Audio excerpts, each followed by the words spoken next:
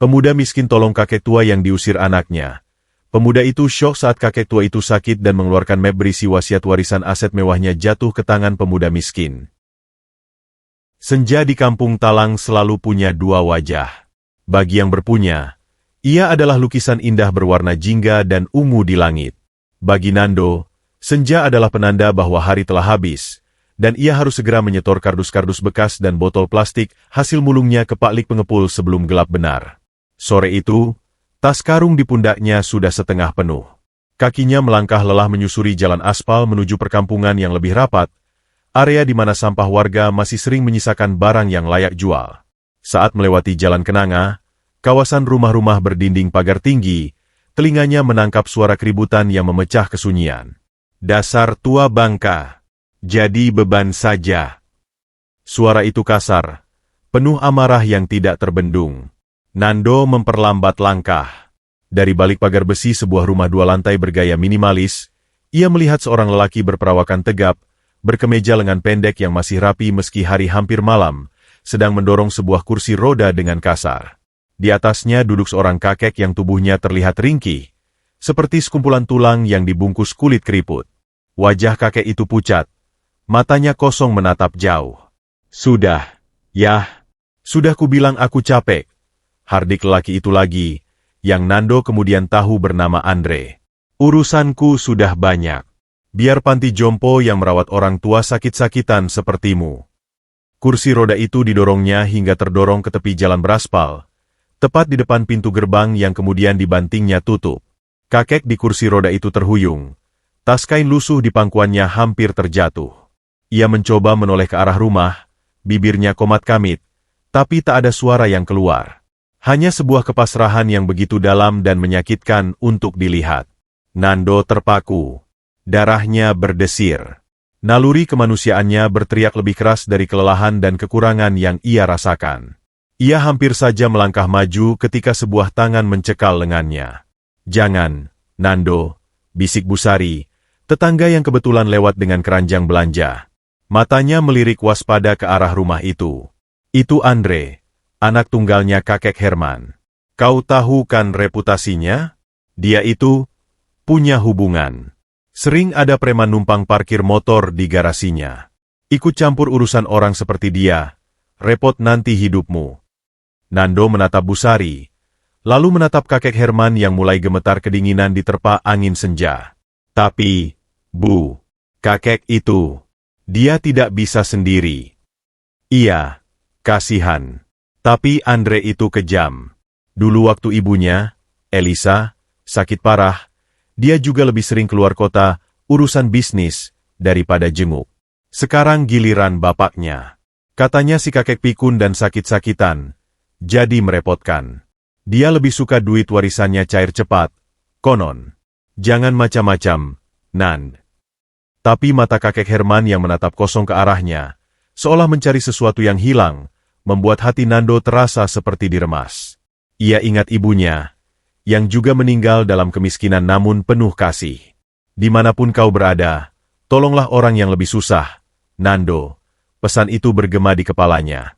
Sementara Busari menggeleng dan berjalan cepat meninggalkan tempat kejadian, Nando mengambil keputusan. Ia meletakkan tas karungnya, menghampiri kursi roda itu dengan langkah hati-hati. Andre, yang ternyata masih mengintip dari balik tirai jendela lantai 2, membuka jendela dan berteriak lebih keras. Suaranya menggema di jalan yang sunyi. Hei, kau, pemulung. Mau apa kau mendekat? Jangan sok suci. Dia sudah tidak waras, tidak punya apa-apa lagi. Mau kau jadikan pengemis? Ya? Pergi sana. Terdorong oleh teriakan itu, atau mungkin oleh kelegaan karena akhirnya ada yang mendekat, kakek Herman perlahan mengalihkan pandangannya. Matanya yang keruh bertemu dengan mata Nando yang penuh kecemasan dan empati. Sebuah tetes air mata mengalir pelan di pipinya yang cekung. Itu lebih dari cukup bagi Nando. Dengan suara yang lebih berani dari yang ia kira, Nando membalas. Ini urusan saya, Pak. Saya tidak tega melihat seorang kakek ditinggal begini. Lalu, ia berjongkok, membuat posisinya sejajar dengan sang kakek. Kek, ucapnya lembut. Nama saya Nando. Mau ikut saya dulu? Tempat saya jauh dari sini, sederhana sekali. Hanya gubuk. Tapi ada atap, ada kasur, dan saya bisa buatkan teh hangat. Lebih baik dari kedinginan di jalan, kan? Kakek Herman menatapnya lama. Sejenak, ada kilatan kesadaran di balik matanya yang redup. Ia melihat ketulusan yang polos di wajah pemuda kurus berkaos oblong lusuh ini. Perlahan, sangat perlahan, ia mengangguk. Hampir tidak terlihat. Itu adalah izin yang ditunggu Nando. Dengan hati-hati, ia mengatur posisi tas kain di pangkuan Herman, lalu mulai mendorong kursi roda itu. Rodanya agak macet di permukaan jalan yang tidak rata. Andre, dari atas, menjerit-jerit penuh amarah, mengancam akan membawa polisi karena menculik. Tapi Nando tidak lagi mendengar. Ia hanya fokus mendorong kursi roda itu, menjauh dari rumah mewah yang beringas, menuju jalan setapak yang gelap dan sunyi yang mengarah ke gubuknya di pinggir kali. Di punggungnya, ia merasakan tatapan Andre seperti belati yang siap melepas. Dan di dalam hati, selain kelegaan karena telah bertindak, muncullah sebuah kecemasan baru. Ia baru saja menarik perhatian seekor serigala yang haus harta. Dan ia, dengan segala kemiskinannya, harus melindungi seorang kakek renta yang tak berdaya. Perjalanan panjang mereka baru saja dimulai di senja yang kelam itu. Langkah Nando terasa berat, bukan hanya karena mendorong kursi roda di jalan berbatu, tetapi juga karena beban di pikirannya. Setiap derit roda kursi tua itu seakan menggema di jalan sunyi, mempertegas kesendirian mereka. Langit semakin gelap, menggumpal awan kelabu yang mengisyaratkan hujan. Kakek Herman terdiam sepanjang jalan. Sesekali tubuhnya menggigil. Entah karena angin senja yang mulai dingin, atau karena goncangan emosi yang baru saja dialaminya. Nando mencoba berbicara untuk menghangatkan suasana. Sebentar lagi sampai, kek. Jalannya agak licin. Maaf ya kalau terasa goyang-goyang. Tidak ada jawaban. Hanya tarikan napas yang sedikit tersendat. Saat mereka berbelok ke sebuah gang sempit yang diapit oleh tembok-tembok tinggi, butiran hujan mulai jatuh satu persatu, dingin dan tajam. Nando mempercepat langkah. Gubuknya berada di ujung gang, di tepian sebuah kali kecil yang airnya hitam dan berbau anyir. Hujan mulai deras ketika mereka akhirnya tiba di depan sepetak tanah dengan gubuk papan beratap seng yang bocor di beberapa titik. Sudah sampai, kek. Ucap Nando membuka pintu bilah kayu yang reot. Di dalam, suasana sangat sederhana. Satu ruangan yang berfungsi sebagai ruang tamu, dapur, dan kamar tidur. Sebuah kasur tipis berselimut lurik tergeletak di lantai semen yang dingin. Kompor tungku kecil, beberapa piring plastik, dan sebuah lampu tempel minyak tanah menjadi saksi hidup kesederhanaan Nando. Namun, semuanya tertata rapi dan bersih. Dengan susah payah, Nando membantu kakek Herman berpindah dari kursi roda ke kasur. Tangannya merasakan betapa ringan tubuh sang kakek, tinggal kulit dan tulang. Ia segera menyulut kompor untuk merebus air dan mencari kain lap untuk mengeringkan kepala dan bahu Herman yang terkena rintik hujan. Ingat pesan ibumu, ya nak. Tiba-tiba, suara serak namun jelas keluar dari mulut kakek Herman. Nando terkejut, menoleh. Mata Herman tampak lebih fokus sekarang, menatapnya dengan tatapan yang mengandung kedalaman dan kesedihan yang tak terukur. Kakek bisa bicara? Tanya Nando, keheranan. Terkadang bisa, terkadang tidak. Seperti radio rusak, sinarnya kadang kuat kadang hilang, jawab Herman perlahan, sambil menatap sekeliling gubuk. Kau lebih baik dari mereka yang di rumah batu. Nando tersenyum getir. Ia menyodorkan segelas air hangat. Minum dulu, kek. Nanti saya masak bubur. Sebelum Herman bisa menjawab, suara derap motor keras memecah keheningan yang hanya diisi derai hujan. Nando membekuk. Jantungnya berdebar kencang. Ia menjenguk keluar dari celah pintu. Dua motor metik besar berhenti di mulut gang. Penunggangnya memakai jaket kulit hitam, helm menutupi wajah. Salah satunya turun dan berjalan menghampiri gubuk, sementara yang satunya menunggu di motor, mematikan mesinnya. Hujan membasahi jaketnya tapi ia tak peduli. Nando! Keluar! Teriak suara itu, yang Nando kenali sebagai suara salah satu anak buah Andre, bernama Diko. Nando menarik napas dalam, lalu melangkah keluar, berusaha menutup pintu rapat-rapat di belakangnya. Ada perlu apa, Mas Diko? Tanyanya, mencoba tenang. Diko mendekat. Wajahnya yang kasar terlihat di bawah cahaya lampu dari jendela tetangga. Kamu bawa lari bapaknya Bos Andre? Tanyanya, nada menantang. Saya hanya menolong seorang kakek yang diusir ke jalan, Mas. Bukan menculik. Jangan banyak bicara. Bos Andre bilang, bawa kembali kakek itu sekarang. Dia sudah ada deal dengan panti jompo. Mereka mau bayar 5 juta untuk menerima orang tua sakit-sakitan. Jadi, jangan halangi rejeki bos. Nando merasa darahnya mendidih.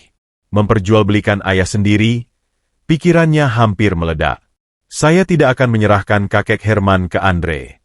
Kakek butuh perawatan, bukan dijual ke panti jompo yang belum tentu baik. Diko menyeringai, mengeluarkan sebatang rokok dan menyalakannya meski hujan. Kamu pikir kamu siapa, Nando? Si miskin pengumpul rongsokan. Mau jadi pahlawan? Dengarkan baik-baik. Besok sore, sebelum maghrib, kamu antar kakek itu ke alamat ini. Ia menyodorkan selembar kertas basah yang sudah keriput. Kalau tidak, kami yang jemput. Dan kalau kami yang jemput, bukan cuma si kakek yang kami bawa. Gubuk reot ini bisa kami bongkar, dan kerang kamu akan ikut mengapung di kali itu. Ancaman itu menggantung di udara lembab, lebih berat dari hujan yang turun. Diko memandang Nando dengan tatapan penuh kebencian dan penghinaan, lalu berbalik, menghampiri motornya. Dengan menderu, kedua motor itu menghilang di balik tabir hujan. Nando berdiri lama di depan gubuknya. Air hujan membasahi tubuhnya yang kurus. Tangannya mengepal, gemetar karena campuran amarah, ketakutan, dan ketidakberdayaan. 5 juta rupiah bagi Andre mungkin hanya uang receh untuk sekali makan malam mewah, tapi bagi Nando, itu adalah angka yang mustahil. Dan ancaman terhadap nyawanya dan kakek Herman terasa sangat nyata. Ia masuk kembali ke dalam gubuk. Kakek Herman duduk tegak di kasur. Wajahnya pucat. Ia pasti mendengar semuanya. Kau harus mengembalikanku, nak, bisik Herman, suaranya bergetar. Aku tidak ingin kau celaka karena orang tua tak berguna seperti aku. Nando menatap mata tua itu, yang dipenuhi ketakutan dan kekhawatiran untuknya, bukan untuk diri sendiri. Saat itulah, tekadnya mengkristal. Ia duduk di lantai di hadapan sang kakek. Tidak, kek, ucapnya dengan suara tegas, penuh keyakinan yang baru ditemukannya. Saya tidak akan menyerahkan kakek kepada mereka. Ibuku dulu bilang, tolonglah orang yang lebih susah. Dan sekarang, tidak ada yang lebih susah dari kita berdua. Kita akan menghadapi ini bersama. Ia melihat ke arah kompor tungku, di mana air untuk bubur mulai mendidih. Masalahnya besar, ancamannya nyata, dan waktu mereka sangat terbatas.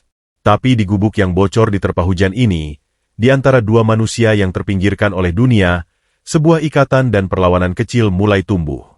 Perlawanan seorang pemuda miskin yang hanya punya hati nurani, melawan keserakahan dan kekerasan yang mengancam di luar pintu. Mereka berdua tahu, besok, sebelum maghrib, sebuah keputusan harus diambil. Dan pertarungan untuk hidup kakek Herman baru saja memasuki babak yang lebih berbahaya.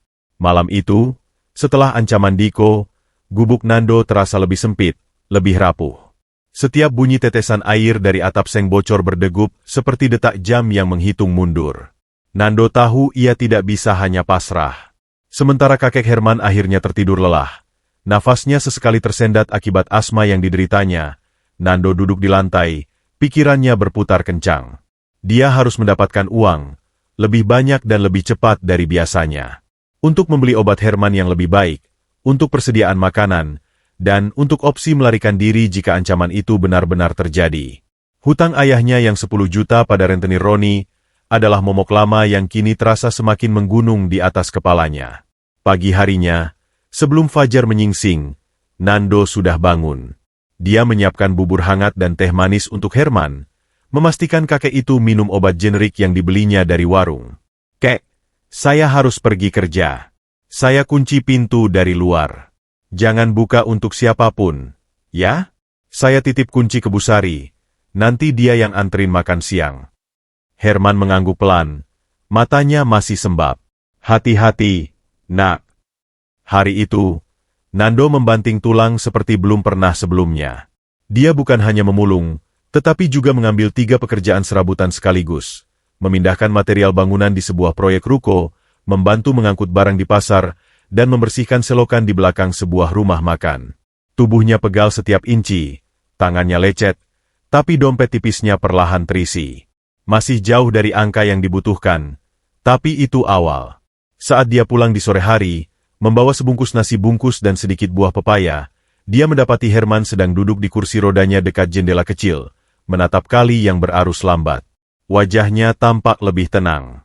Sudah lama aku tidak duduk diam, melihat air mengalir, gumam Herman, tanpa menoleh. Dulu, di rumah itu, aku dikurung di kamar. Andre bilang agar aku tidak jatuh di tangga. Tapi rasanya, seperti penjara. Nando merasa dadanya sesak. Dia mulai memahami bahwa kekejaman Andre bukan hanya pengusiran, tapi juga isolasi yang perlahan-lahan mematikan. Hidup bersama punya ritme baru. Di siang hari, Nando kerja keras.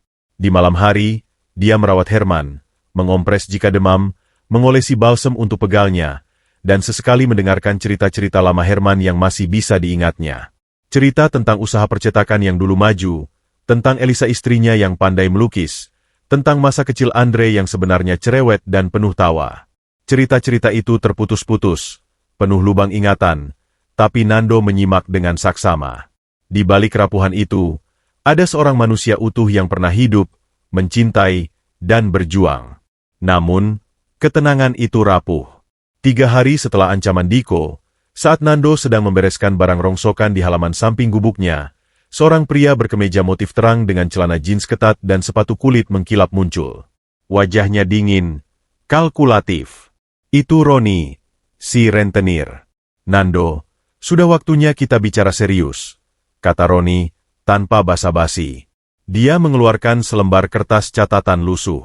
Utang almarhum bapakmu, plus bunganya yang sudah numpuk selama 2 tahun, total sekarang jadi 15 juta. Aku butuh itu minggu depan.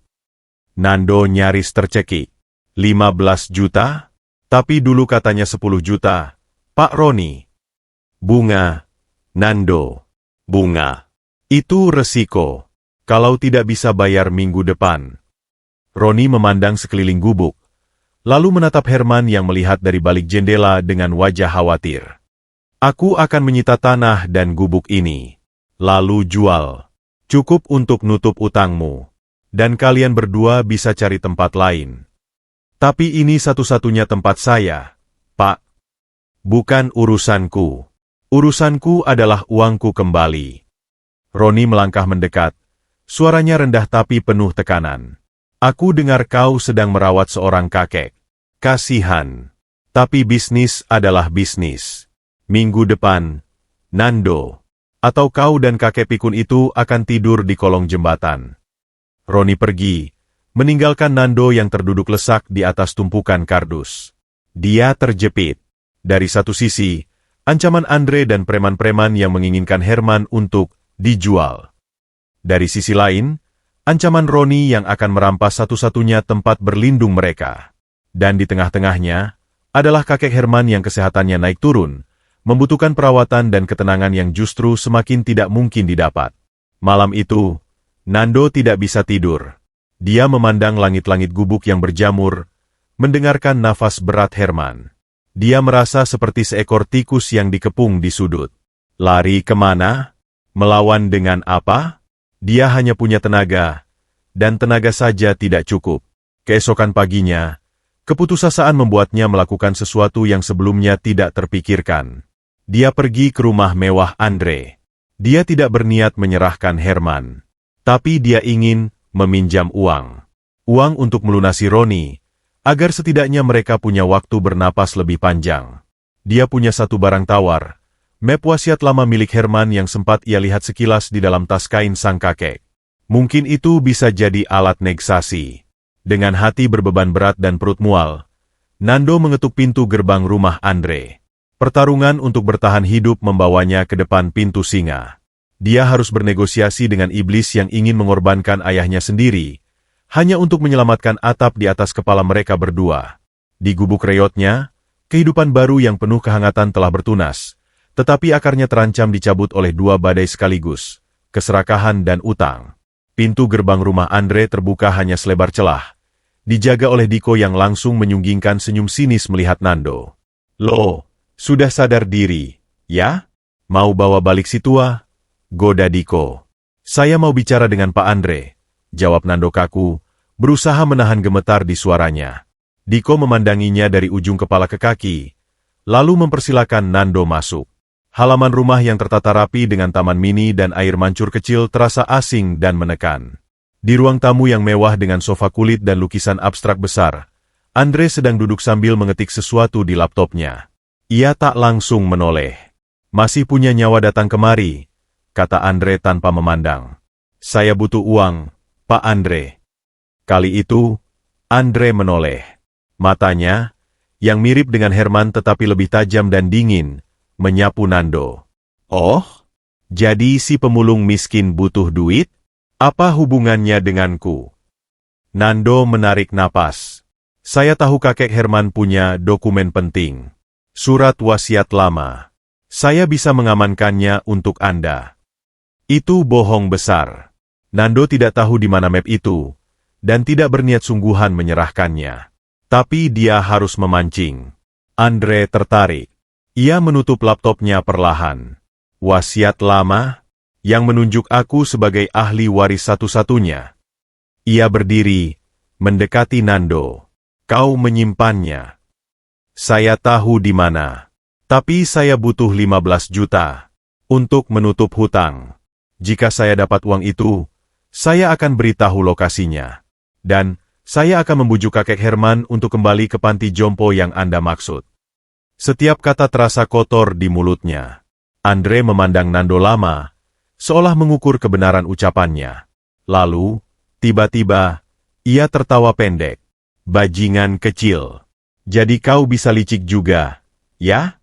Menawar dengan barang yang bukan hakmu."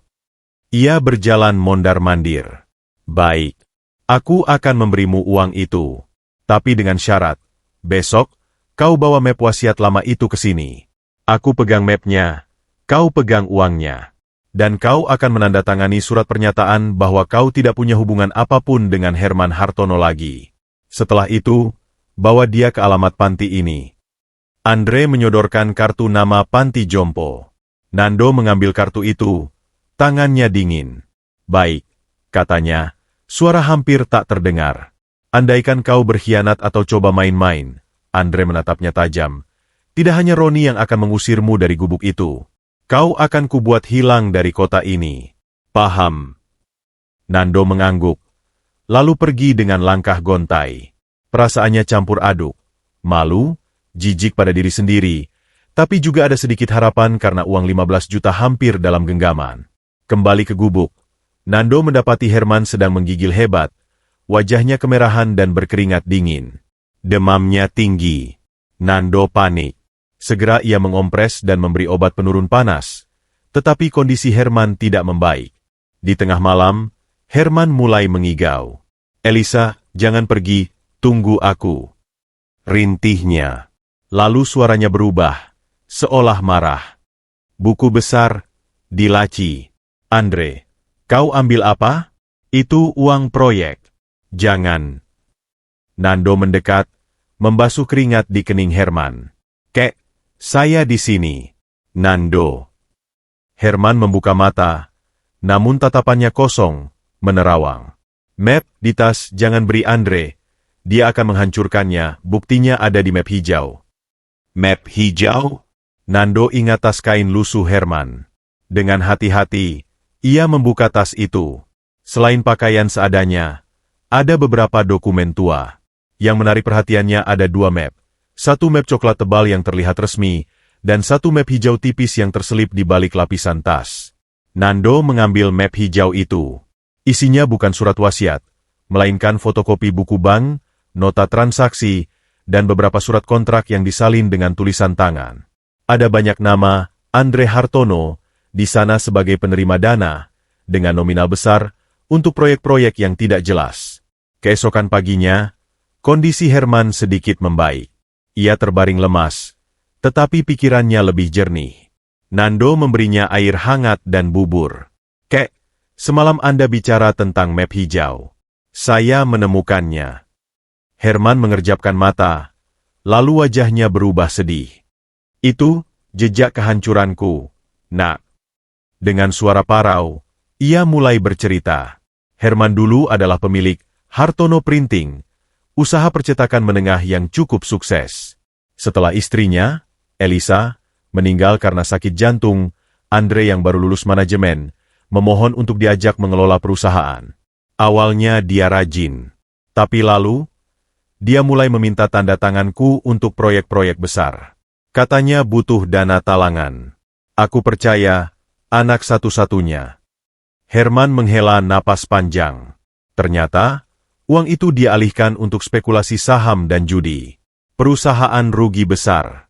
Aku yang jadi penanggung jawab. Namaku yang tercoreng. Hutang menumpuk.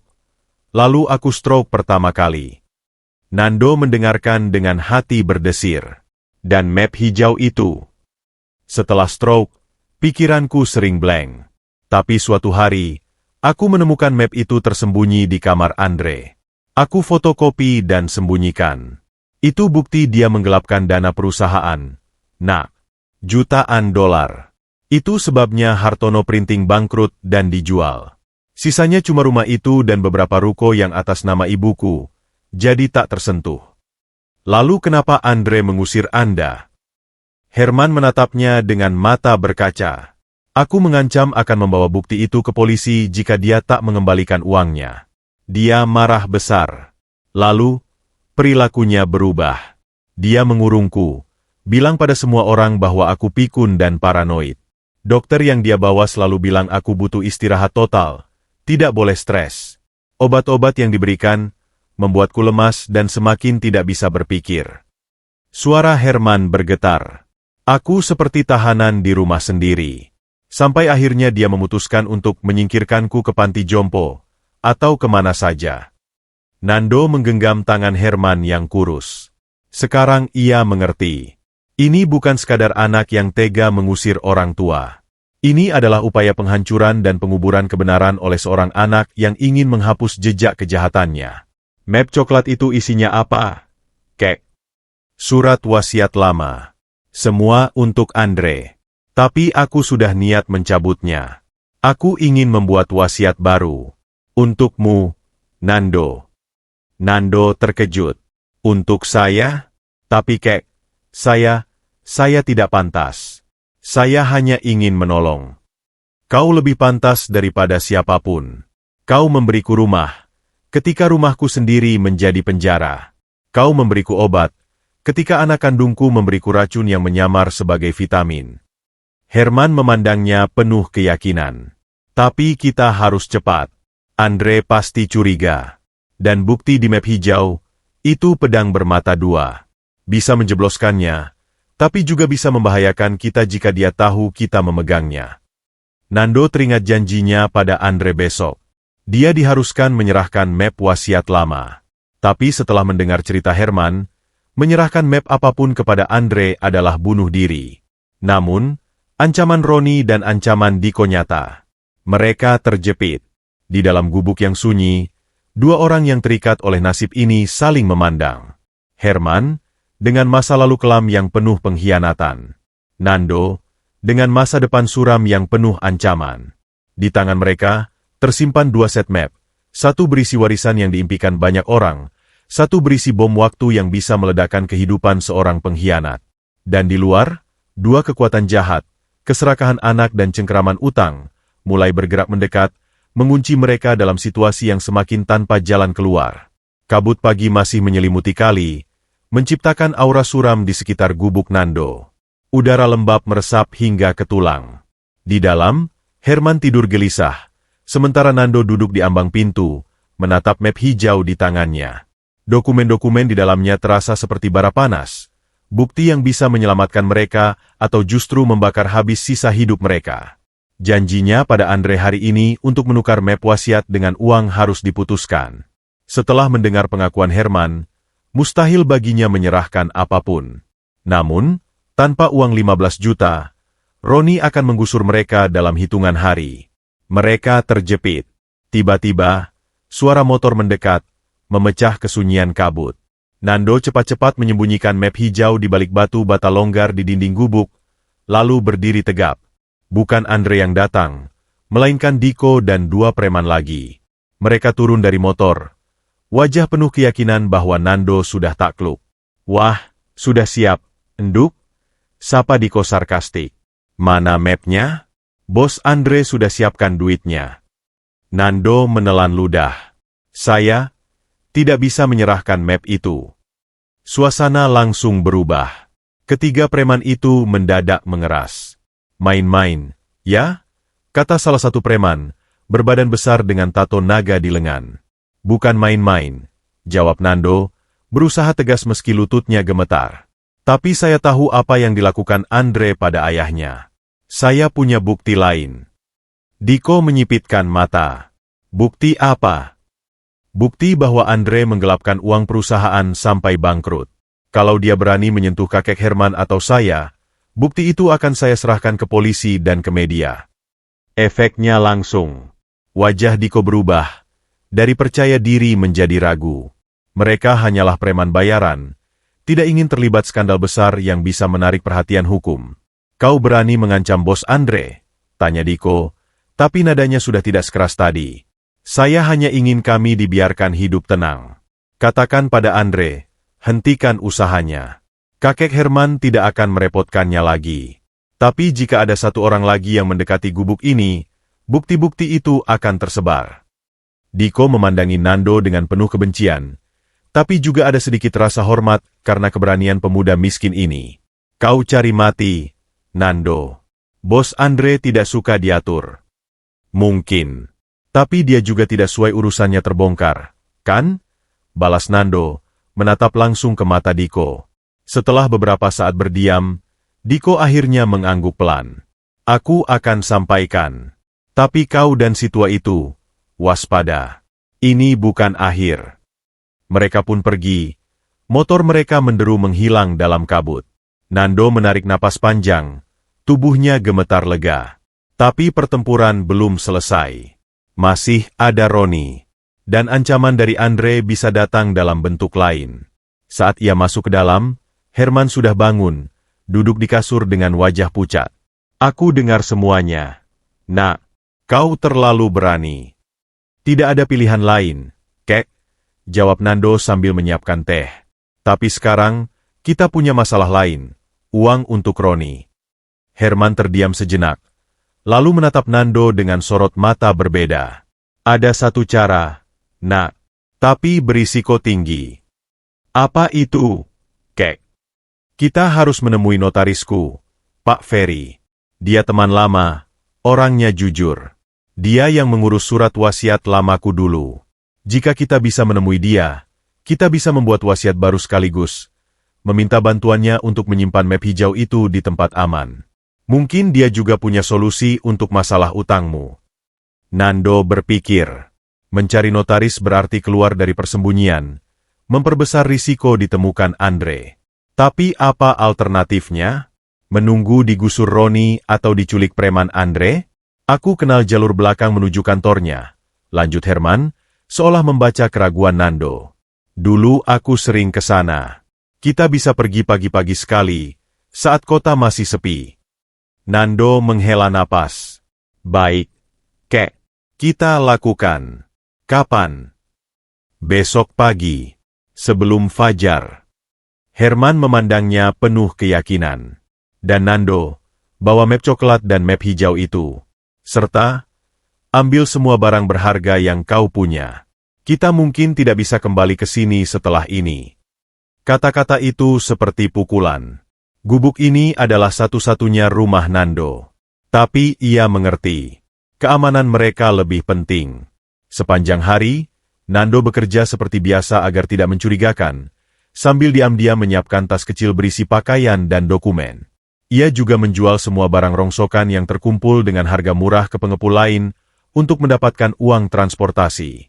Malam harinya, di dalam gubuk yang gelap hanya diterangi lampu tempel, 2 orang itu duduk berhadapan.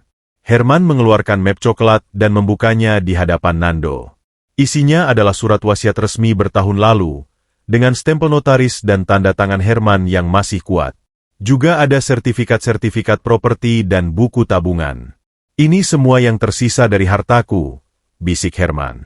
Rumah itu, 3 ruko di Jalan Sudirman, deposito di bank, semuanya masih atas namaku karena Andre belum bisa mengaksesnya tanpa surat kematian atau pernyataan dari pengadilan bahwa aku tidak cakap hukum. Itu sebabnya dia sangat ingin wasiat ini. Dengan wasiat ini, dia bisa mengklaim semuanya dengan mudah. Nando memandangi dokumen-dokumen itu, merasa hampir pusing melihat angka-angka dan aset yang tidak pernah ia bayangkan. Dan Kek ingin memberikan semua ini pada saya. Herman mengangguk. Tangannya menutupi tangan Nando. Untukmu, dan untuk masa depan yang lebih baik. Tapi pertama, kita harus amankan ini di tangan yang tepat, Pak Ferry. Malam itu, Nando hampir tidak bisa tidur. Pikirannya dipenuhi oleh ketakutan akan pengejaran, tetapi juga secercah harapan baru. Mungkin, hanya mungkin, pertemuan dengan notaris ini bisa menjadi titik balik. Saat jam menunjukkan pukul 4 pagi, kota masih gelap dan sunyi. Dengan sangat hati-hati, Nando membantu Herman naik ke kursi roda, membungkusnya dengan jaket tebal, lalu mendorongnya keluar dari gubuk. Sebelum pergi, Nando menoleh sekali lagi pada gubuk reotnya, tempat ia menghabiskan seluruh hidupnya. Mungkin untuk terakhir kalinya. Mereka masuk ke ganggang sempit, menghindari jalan utama. Kabut masih tebal, menyembunyikan mereka seperti hantu yang melintas. Herman, dengan ingatannya yang kadang muncul tajam, membimbing Nando melalui rute yang tidak biasa. Belok kiri di pohon mangga tua itu, bisik Herman. Lalu melalui pasar yang masih sepi. Perjalanan terasa panjang dan menegangkan. Setiap suara langkah atau deruman motor di kejauhan membuat jantung Nando berdebar kencang. Mereka membawa seluruh harta dan rahasia Herman dalam tas sederhana, berharap bisa mencapai kantor notaris sebelum matahari terbit dan sebelum musuh-musuh mereka bangun. Di tengah kabut pagi yang pekat, 2 manusia yang terikat oleh nasib ini berjalan menuju titik yang bisa menjadi awal kebebasan mereka, atau justru perangkap maut yang dirancang Andre. Keputusan berani telah diambil. Sekarang, tinggal menunggu apakah takdir akan berpihak pada kebaikan, ataukah keserakahan akan kembali unggul. Kabut pagi masih menyelimuti kota seperti selimut kelabu. Nando mendorong kursi roda Herman dengan napas tertahan. Setiap indera waspada terhadap bahaya. Tas kain berisi kedua map dan sedikit barang berharga mereka terasa membara di punggungnya. Mereka telah meninggalkan zona nyaman, bahkan zona kesengsaraan mereka, untuk melangkah ke wilayah yang tidak dikenal. Lurus, lalu masuk gang samping toko cat itu, bisik Herman, suaranya parau namun tegas. Tangannya gemetar, tapi matanya tajam, mengingat setiap detail jalan dari memorinya yang tersisa. Mereka melintasi pasar tradisional yang baru mulai bangun. Beberapa pedagang yang sedang membuka lapak memandang penuh rasa ingin tahu pada pemuda kurus yang mendorong kakek renta di kursi roda tua di jam selarung ini. Nando menundukkan kepala, berharap tidak ada yang mengenalinya atau, lebih buruk, melaporkan pada Andre. Setelah hampir 1 jam berjalan kaki dengan kecepatan penuh, mereka sampai di sebuah jalan yang lebih rapi, di depan sebuah rumah tua bergaya kolonial yang telah direnovasi. Papan kecil bertuliskan, Kantor Notaris Ferry Wibowo, SH, MKN, tergantung di samping pintu kayu besar. Ini dia, Herman menarik napas lega. Namun, sebelum mereka bisa mendekat, Nando melihat sesuatu yang membuat darahnya beku. Sebuah mobil hitam dengan kaca film gelap terparkir di ujung jalan, sekitar 50 meter dari kantor notaris. Itu bukan mobil tetangga, modelnya terlalu mewah untuk lingkungan ini. Dan yang lebih mencurigakan, asap rokok mengepul dari jendela yang terbuka sebagian. Kek, desis Nando sambil berhenti mendorong. Ada mobil mencurigakan. Herman menoleh, matanya menyipit. Apakah kita sudah terlambat? Apakah Andre tahu? Entahlah. Tapi kita tidak bisa langsung masuk. Mereka bersembunyi di balik pagar rumah tetangga yang dipenuhi tanaman merambat. 5 menit berlalu, 10 menit. Mobil itu masih di sana. Nando mulai panik. Waktu terus berjalan, dan semakin siang, semakin besar risiko mereka terlihat. Tiba-tiba, Pintu kantor notaris terbuka. Seorang pria parubaya berkacamata, berkemeja lengan panjang dan berpenampilan rapi, pasti Pak Ferry, keluar sambil berbicara dengan kliennya, seorang wanita dengan dokumen di tangan. Mobil hitam itu tetap diam, meski Nando yakin mata orang di dalamnya sedang mengawasi pintu itu. Saat wanita itu pergi dan Pak Ferry hendak masuk kembali, Herman mengambil keputusan berani. "Sekarang, nak, cepat," perintahnya. Nando mendorong kursi roda itu dengan tenaga terakhir, melintasi jalan kecil langsung ke arah pintu kantor notaris. Pak Ferry yang hampir menutup pintu, terkejut melihat mereka. "Pak Ferry, tolong!" seru Herman, suaranya bergetar namun keras. Notaris itu membuka matanya lebar. "Pak Herman? Astaga, Anda? Mari masuk, cepat!" pinta Nando, melirik ke arah mobil hitam. Pak Ferry cepat memahami situasi. Ia membantu Nando menarik kursi roda itu masuk ruang tunggu, lalu segera mengunci pintu kayu tebalnya. "Kalian dikejar?" tanyanya langsung pada inti. "Anak saya, Andre," jawab Herman, napasnya tersengal-sengal. "Dia ingin menghalangi saya membuat wasiat baru." Pak Ferry mengangguk serius. "Sudah lama saya tidak mendengar kabar Anda, Pak Herman. Beberapa bulan lalu, Andre datang ke sini meminta salinan wasiat lama, mengatakan Anda sakit parah dan tidak kompeten lagi. Saya curiga, karena dia tidak membawa surat kuasa atau surat dokter yang memadai. Saya menolak." "Terima kasih, Ferry. Anda tetap orang yang jujur," kata Herman sambil memegang tangannya. "Tapi mobil di luar tadi, Nando masih khawatir." "Biarkan saya urus," kata Pak Ferry. Ia mengambil telepon dan menelepon seseorang. "Ibu, tolong lihat dari jendela atas. Apakah mobil hitam Toyota di ujung jalan masih ada?" "Masih." "Oke. Kalau mereka bertanya, katakan saya ada rapat penting dan tidak bisa diganggu sepanjang hari." Setelah meletakkan telepon, ia memandang Herman dan Nando. "Kita punya waktu, tapi terbatas. Apa yang bisa saya bantu?" Herman mengeluarkan map coklat dari tas Nando. "Saya ingin mencabut wasiat lama ini dan membuat yang baru." Saya menunjuk Nando, pemuda ini, sebagai satu-satunya ahli waris saya. Pak Ferry memandang Nando, mengamatinya dengan teliti. "Apakah Anda yakin, Pak Herman? Ini keputusan besar." "Lebih yakin daripada apapun dalam hidup saya yang tersisa," jawab Herman tegas. "Dan ini," ia mengeluarkan map hijau, "adalah bukti bahwa Andre menggelapkan dana perusahaan saya hingga bangkrut. Saya ingin Anda menyimpannya di brankas Anda, sebagai jaminan jika terjadi sesuatu pada kami." Pak Ferry membuka map hijau itu, matanya membesar saat melihat isinya. Ini bukti yang kuat. Bisa untuk proses hukum. "Tapi itu bukan prioritas sekarang," kata Herman.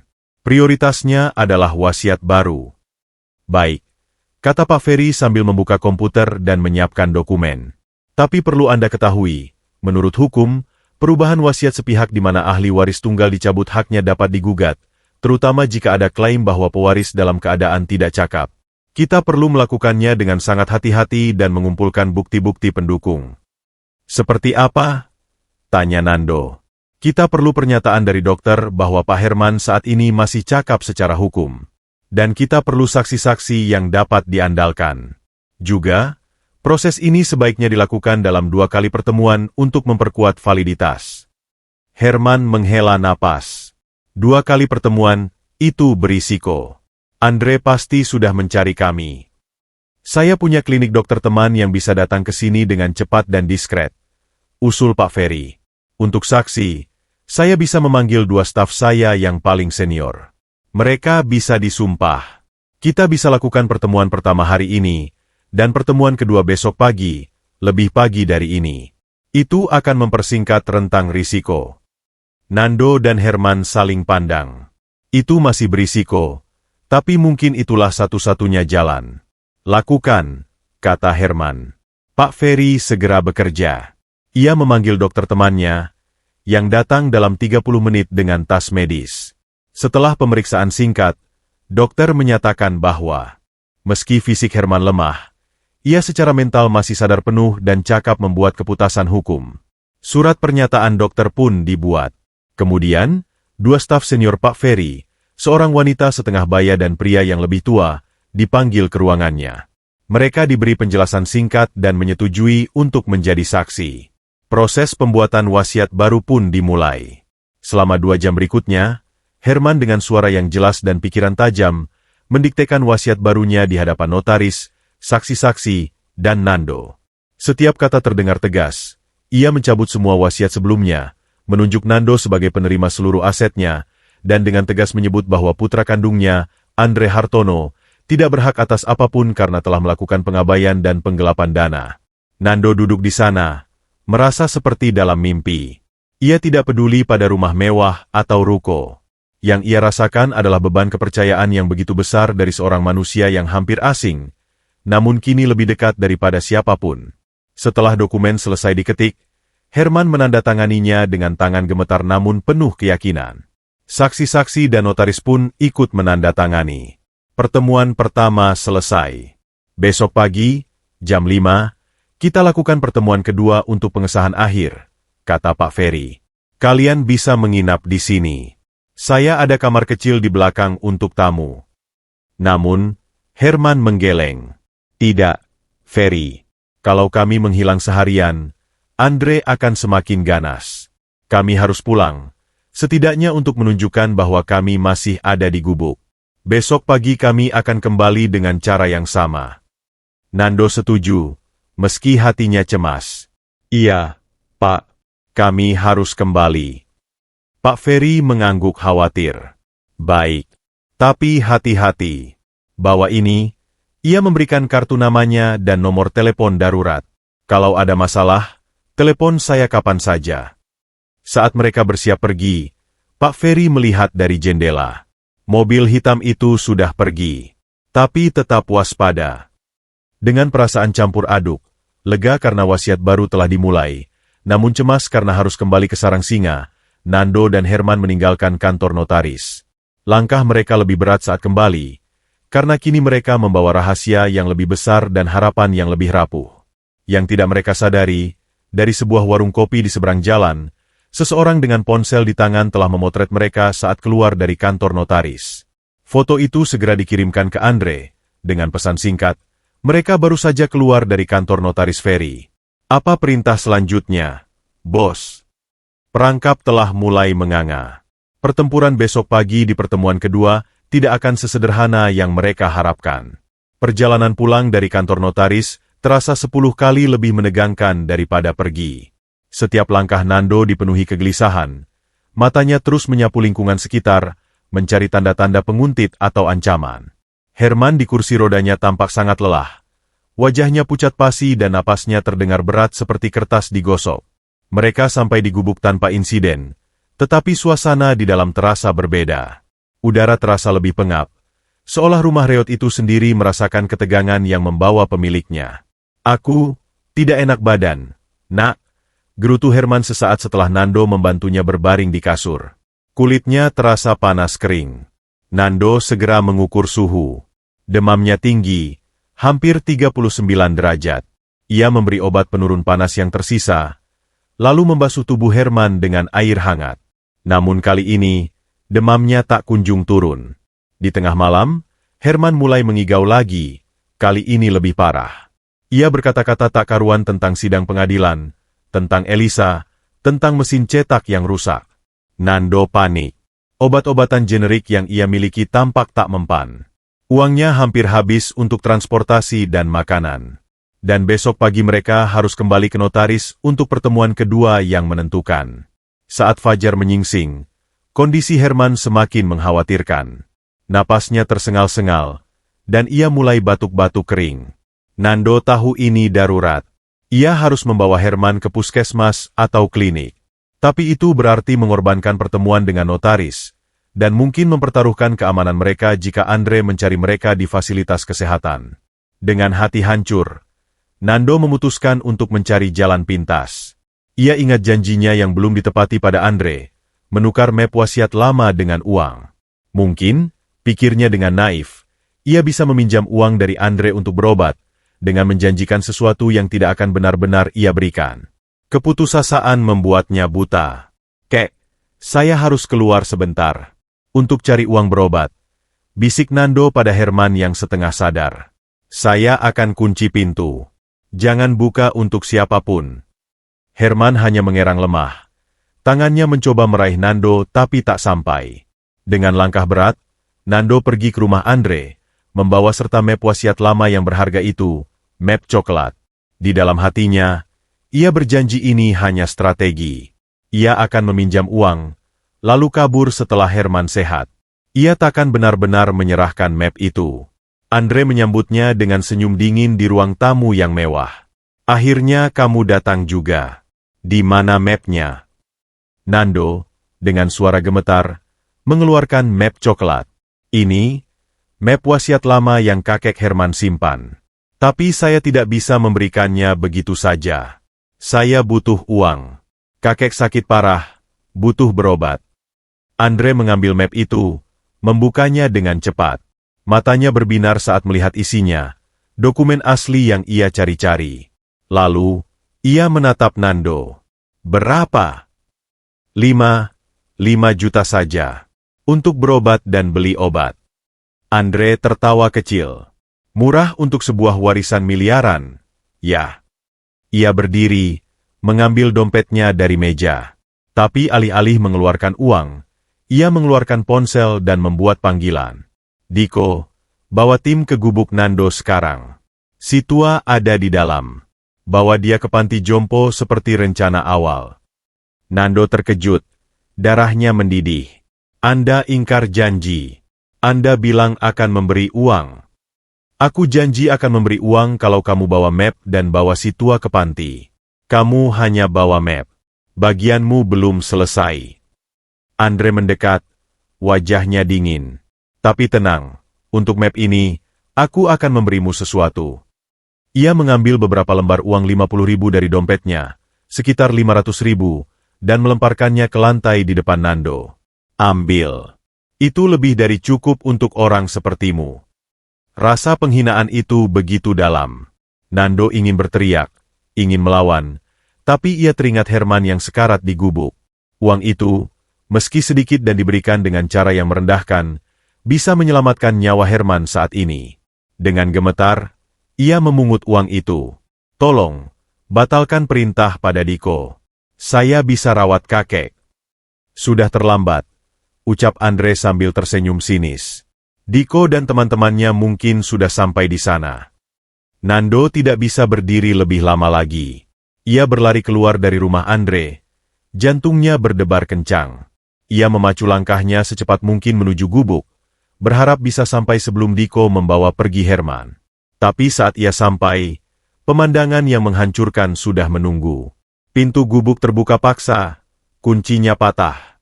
Di dalam, kasur kosong. Herman dan kursi rodanya sudah hilang. Hanya tas kain lusuh Herman yang tergeletak di lantai, isinya berserakan. Nando terjatuh di lantai, tangannya mengepal erat. Uang recehan yang baru ia dapat tercecer di lantai tanah. Ia telah mengkhianati kepercayaan Herman. Ia telah menyerahkan map itu pada Andre. Dan sekarang, Herman telah dibawa pergi ke tempat yang tidak ia ketahui. Air mata kemarahan dan penyesalan mengalir deras di wajahnya. Ia memukul lantai hingga tangannya berdarah. Tidak, maafkan saya, kek. Namun, di tengah keputusasaan, naluri bertahannya muncul. Ia ingat map hijau, map berisi bukti kejahatan Andre, yang masih tersembunyi di balik batu bata longgar di dinding. Andre mungkin telah mendapatkan map wasiat, tapi ia belum mendapatkan bukti penggelapan dana. Itu adalah senjata terakhir Nando. Dengan cepat, ia mengambil map hijau dari persembunyiannya, lalu juga mengambil dokumen-dokumen lain yang berserakan. Ia juga menemukan kartu nama Pak Ferry yang terjatuh. Saat itulah, sebuah ide muncul. Andre berpikir telah menang. Tapi pertemuan kedua dengan notaris besok pagi masih bisa berlangsung. Herman mungkin tidak ada, tapi Nando memiliki bukti-bukti dan, yang paling penting, ia memiliki tekad. Dengan mata berkaca-kaca namun penuh tekad baru, Nando merapikan gubuknya seadanya. Ia menyimpan map hijau dengan aman di balik baju. Lalu, ia pergi ke puskesmas dengan uang pemberian Andre yang menyakitkan itu. Ia bukan untuk mengobati Herman, tapi untuk membeli obat-obatan yang lebih kuat dan mendapat saran medis, untuk persiapan jika ia berhasil menemukan dan menyelamatkan Herman. Malam itu, di gubuk yang sunyi dan terasa lebih hampa dari sebelumnya, Nando bertekad. Besok pagi, ia akan pergi ke kantor Pak Ferry sendirian. Ia akan menjelaskan segalanya. Dan dengan map hijau sebagai senjata, serta bantuan notaris yang jujur itu, ia akan melancarkan serangan balik pada Andre. Pengkhianatannya pada Herman karena keputusasaan telah menjadi pelajaran berdarah. Sekarang, waktunya untuk memperbaiki kesalahan. Pertempuran untuk menyelamatkan Herman dan mengalahkan keserakahan Andre memasuki babak baru, babak di mana Nando harus bertarung sendirian, dengan beban penyesalan di pundaknya dan api balas dendam di hatinya.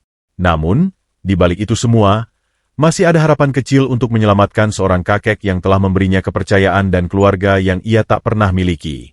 Malam itu adalah malam terpanjang dalam hidup Nando.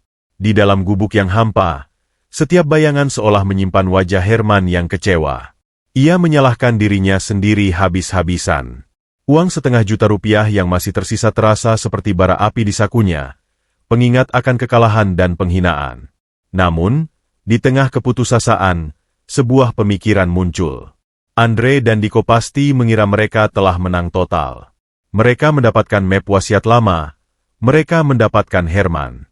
Mereka pasti lengah, berpikir Nando sudah tak berdaya. Itu adalah kelemahan mereka. Nando mengambil kartu nama Pak Ferry. Jam menunjukkan pukul 9 malam. Terlalu larut untuk menelepon? Tapi ini darurat. Dengan jari gemetar, ia menghubungi nomor telepon darurat yang diberikan sang notaris. Telepon diangkat pada dering ketiga. Halo? Ferry Wibowo. Pak Ferry, ini Nando. Maaf mengganggu. Tapi, terjadi bencana. Suara Nando tersendat. Tenang, nak. Ceritakan perlahan. Nando menceritakan segalanya.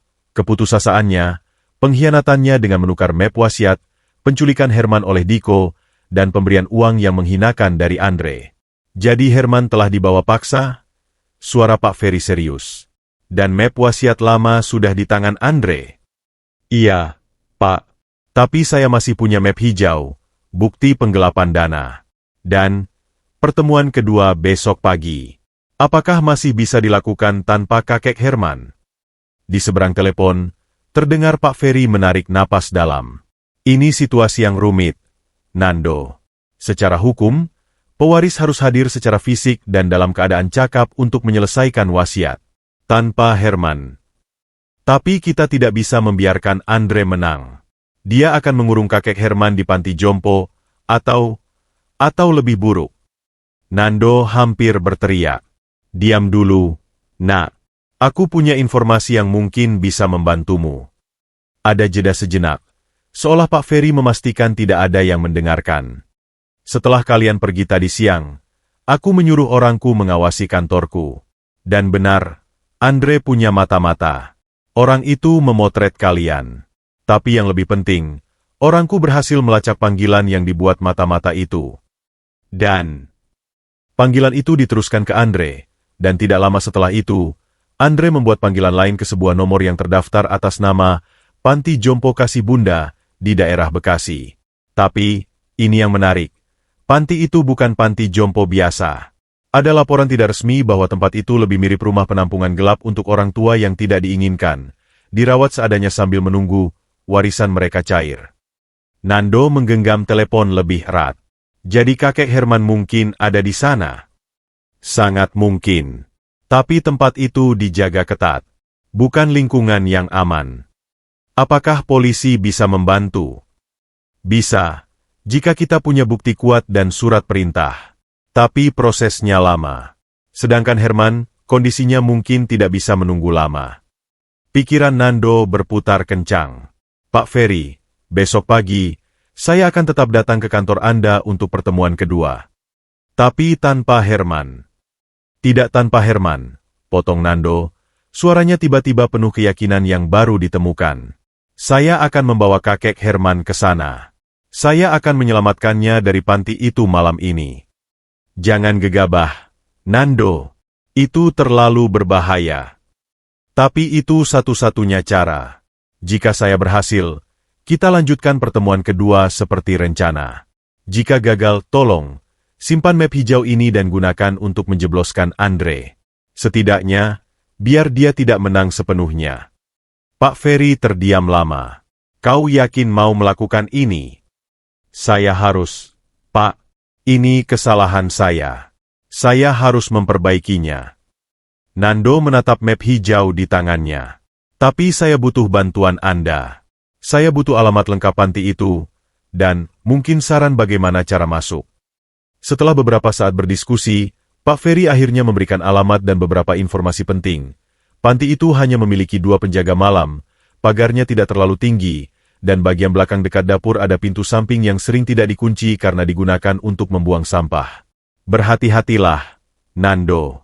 Bawa ponsel ini tetap menyala. Aku akan siaga di sini.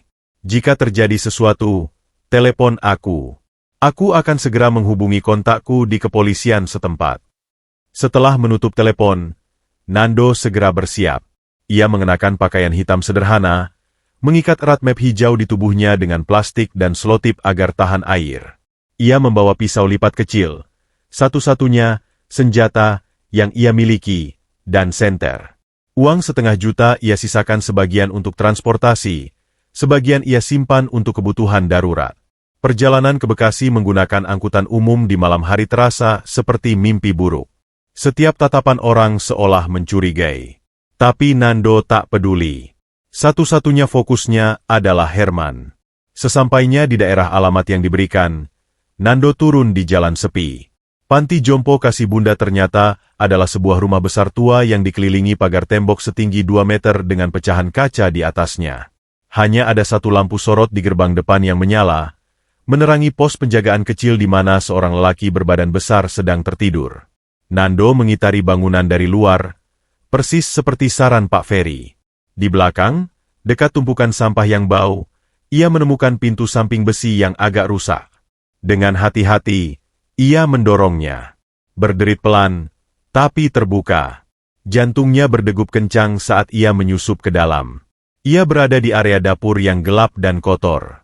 Bau disinfektan yang kuat bercampur dengan bau makanan basi. Dari koridor terdengar suara televisi dan suara orang mendengkur.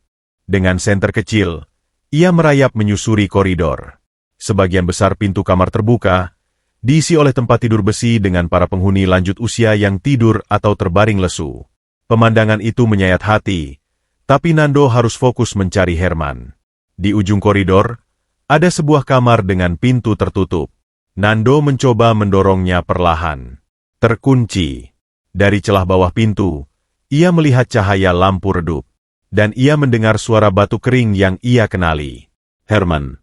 Nando mengetuk pintu pelan-pelan. Ke Herman, ini Nando. Dari dalam terdengar gerakan, lalu suara lemah. Nando? Nak, apakah benar itu kau? Iya, Kek. Saya akan membawa Kek keluar dari sini. Pintunya dikunci dari luar. Dan ada penjaga. Tenang, saya cari cara. Nando melihat sekeliling. Gembok yang digunakan adalah gembok besi biasa. Ia tidak punya alat untuk membukanya. Tapi ia ingat, di dapur tadi ia melihat sebuah gancu besi panjang untuk menggantung panci. Dengan cepat ia kembali ke dapur, mengambil gancu itu. Saat ia kembali ke depan kamar Herman, ia mendengar langkah kaki mendekat dari ujung koridor lain. Seorang penjaga malam lainnya, dengan senter di tangan, sedang berpatroli. Nando cepat-cepat bersembunyi di balik tumpukan kursi roda tua. Penjaga itu lewat begitu saja, tampak mengantuk. Setelah Yaman aman, Nando segera bekerja. Ia mencoba menyelipkan ujung gancu ke celah antara pintu dan kusen, dekat gembok. Dengan tenaga dan sedikit keberuntungan, setelah beberapa kali mencoba, gembok itu akhirnya terbuka dengan suara klik yang keras. Suara itu membangunkan penjaga tadi. "Siapa di sana?" teriaknya. Nando buru-buru membuka pintu. Di dalam, Herman terbaring di atas kasur tipis. Wajahnya pucat dan penuh kelegaan. "Nak, kita harus pergi. Sekarang." Nando membantu Herman berdiri, mendukungnya dengan bahu. Herman terlalu lemah untuk berjalan jauh, tapi mereka harus mencoba. Saat mereka keluar dari kamar, dua penjaga telah menunggu di ujung koridor, salah satunya membawa pentungan. "Lari, anak muda. Ini tempat pribadi," teriak penjaga yang lebih besar. Nando tidak punya pilihan. Dengan kekuatan terakhir, ia mengangkat Herman dalam pelukannya. Tubuh kakek itu sangat ringan, dan berlari ke arah dapur, ke pintu samping tadi. "Tangkap mereka!" teriak penjaga. Nando berlari, napasnya tersengal, bebannya terasa berat. Ia mencapai pintu samping, tapi salah satu penjaga hampir menangkapnya. Dengan insting, Nando menyepak kaleng sampah besar di dekat pintu, menumpahkan isinya ke lantai dan menghalangi jalan penjaga. Lepas dari dalam gedung, Nando terus berlari menuju jalan raya dengan Herman dalam gendongannya. Dari belakang, ia mendengar teriakan dan suara motor dinyalakan. Mereka dikejar. Di tengah kepanikan, ia melihat sebuah taksi kosong melintas. Dengan sisa tenaga, ia melambaikan tangan. Taksi itu berhenti. Nando membuka pintu, membaringkan Herman di kursi belakang, lalu ia sendiri masuk. "Cepat, Pak. Ke kota. Ada yang mau mencelakakan kami," pinta Nando. Sopir taksi, melihat keadaan mereka, segera menginjak gas. Motor pengejar sempat mendekat, tetapi taksi itu sudah melesat masuk arus lalu lintas yang lebih ramai.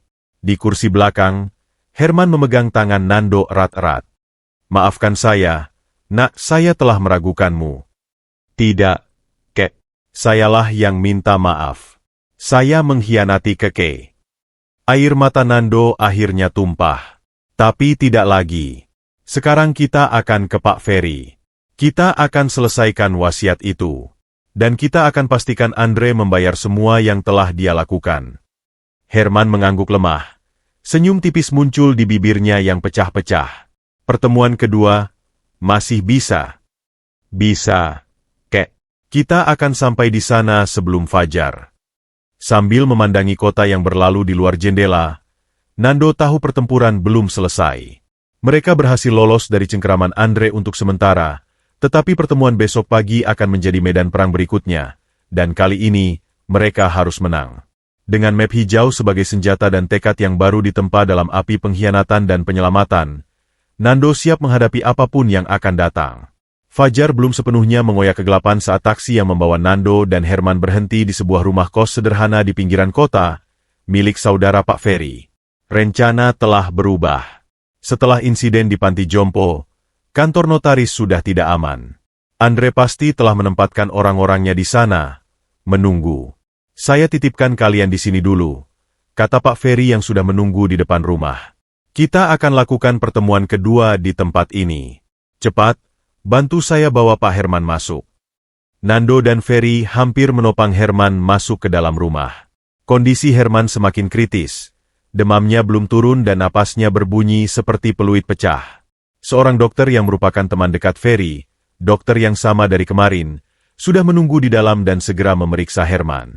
"Dia butuh rawat inap, Ferry. Infeksi paru-parunya sudah parah," bisik dokter itu khawatir. "Tidak sekarang, Dok. Setelah pertemuan ini selesai, saya janji," pinta Ferry. Ia menoleh ke Nando. "Kita harus cepat. Aku sudah panggil dua saksi yang sama. Mereka dalam perjalanan." Nando mengangguk. Matanya tidak lepas dari wajah Herman yang tertutup keringat. "Kek, kuat-kuat ya. Sebentar lagi." Herman membuka mata, memandang Nando dengan tatapan lembut. "Aku percaya padamu, Nak." 15 menit kemudian, dua saksi tiba.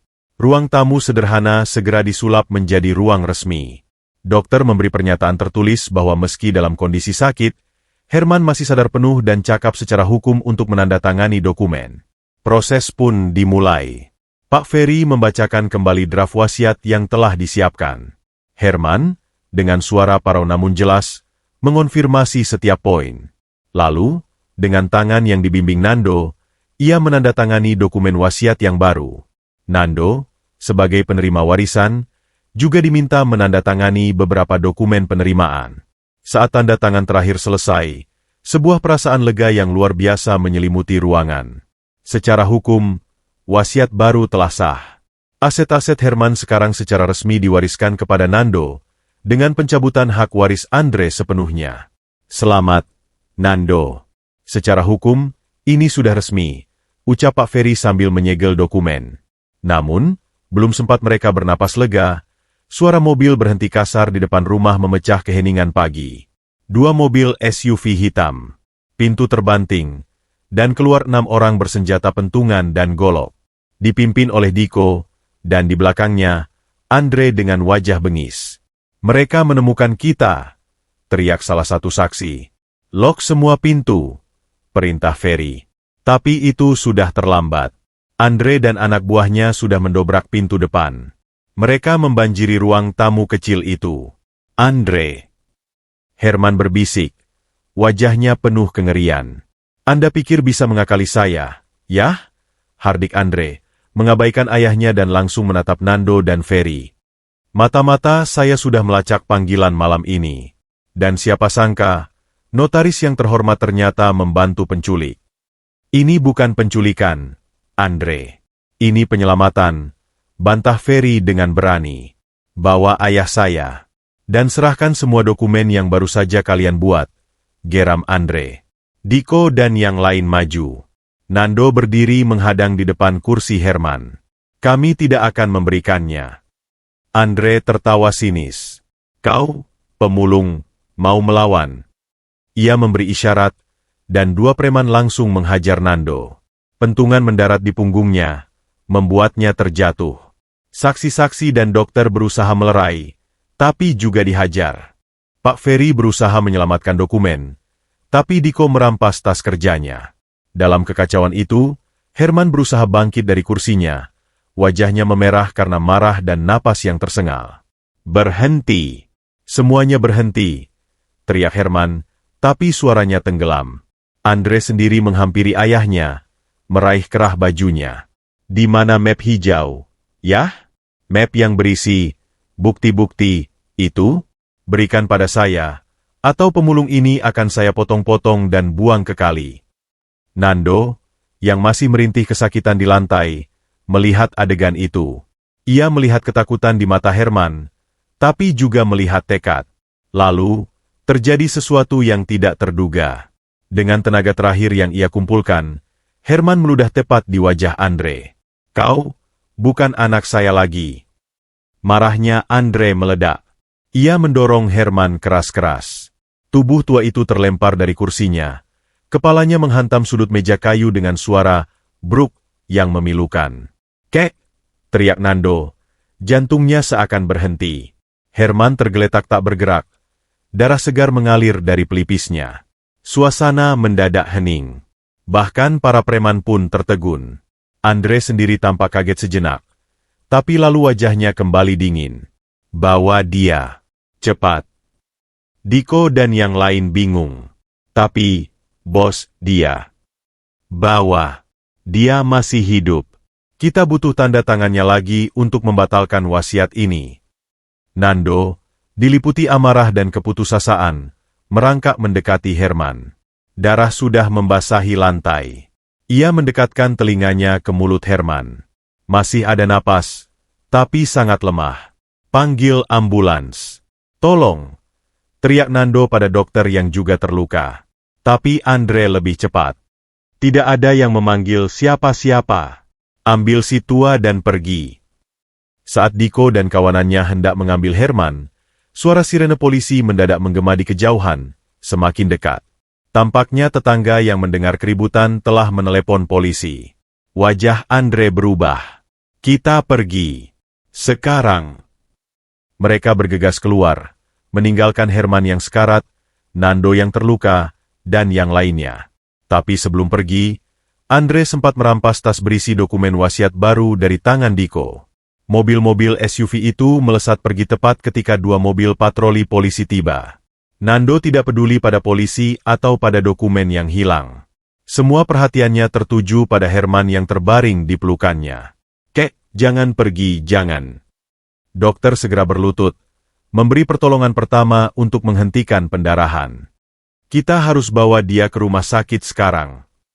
Polisi, setelah menilai situasi, segera membantu mengangkat Herman ke mobil patroli untuk dibawa ke UGD terdekat. Nando naik bersama, tidak peduli lukanya. Tangannya terus menggenggam tangan Herman yang semakin dingin. Di dalam mobil yang melaju kencang, dengan sirene meraung-raung, Nando berbisik di telinga Herman. "Tahan, Kek. Kita sudah menang. Wasiatnya sudah sah. Andre tidak akan mendapatkan apa-apa. Tolong, jangan pergi." Herman, dalam keadaan setengah sadar, jarinya bergerak lemah, seolah mencoba menggenggam kembali. Bibirnya bergetar, mengucapkan sesuatu yang hampir tak terdengar. "Nando, anakku." Itu adalah kata-kata terakhir yang Nando dengar sebelum mereka tiba di rumah sakit dan Herman segera dibawa ke ruang gawat darurat. Pintu tertutup, meninggalkan Nando sendirian di koridor yang terang benderang, dengan baju berlumuran darah ayah angkat yang baru saja ia dapatkan, dan mungkin juga akan segera ia kehilangan. Pertemuan kedua telah usai dengan darah dan air mata. Kemenangan hukum mereka ternoda oleh kekerasan dan pengorbanan. Dokumen fisik mungkin direbut Andre, tetapi keabsahan wasiat sudah terdaftar secara elektronik oleh Pak Ferry. Pertempuran berikutnya akan berada di pengadilan, dan mungkin juga di kamar icu rumah sakit ini. Nando bertekad, apapun yang terjadi, ia akan bertahan. Untuk Herman, untuk keadilan, dan untuk keluarga yang baru saja ia temukan, meski mungkin sebentar lagi akan direnggut dari tangannya. Koridor rumah sakit berwarna putih itu terasa seperti terowongan tanpa ujung bagi Nando. Bau antiseptik menusuk hidungnya, bercampur dengan aroma besi dari darah di bajunya. Ia duduk kaku di kursi plastik, matanya menatap tak berkedip ke arah pintu ruang gawat darurat tempat Herman dibawa. Setiap detik terasa seperti siksaan. Petugas polisi yang mengantar mereka telah membuat laporan awal. Nando, dengan suara hampa dan terbata-bata, menceritakan semuanya, dari pengusiran Herman, ancaman Andre, penculikan ke panti jompo, hingga perampokan dan penyerangan di rumah Pak Ferry. Petugas itu mencatat dengan cermat, dan menyatakan bahwa mereka akan melacak Andre. Tidak lama kemudian, Pak Ferry tiba dengan wajah memar dan lengan yang dibebat. Ia didampingi seorang pengacara berambut putih bernama Pak Handoko. "Nando, ini pengacaraku. Dia spesialis hukum perdata dan pidana. Kita akan berurusan dengan Andre secara hukum." Nando hanya mengangguk. Pikirannya hanya satu, keadaan Herman. Akhirnya, seorang dokter muda keluar. Wajahnya lelah. "Keluarga dari Herman Hartono." Nando bangkit seperti pegas. "Saya. Bagaimana keadaannya, Dok?" Dia mengalami perdarahan intracranial, pendarahan di dalam kepala, akibat trauma tumpul yang keras. Juga ada infeksi paru-paru berat yang sudah sepsis. Kondisinya sangat kritis. Dokter itu memandang Nando dengan penuh simpati. "Kami sudah melakukan tindakan darurat untuk mengurangi tekanan di kepalanya. Tapi, prognosisnya tidak baik. Dia saat ini di ICU, dalam keadaan koma. Kami akan pantau 48 jam ke depan." Nando merasa lututnya lemas. Ia harus berpegangan pada dinding. Apakah dia akan sadar lagi? Dokter spesialis saraf masih menanganinya. "Kita berharap yang terbaik, tapi harus siap untuk segala kemungkinan." Dokter itu meletakkan tangan di pundak Nando. "Apakah ada keluarga lain yang perlu dihubungi?" "Hanya ada Andre," pikir Nando dengan getir. "Dan itu mustahil." "Tidak ada, Dok. Saya satu-satunya yang ia punya."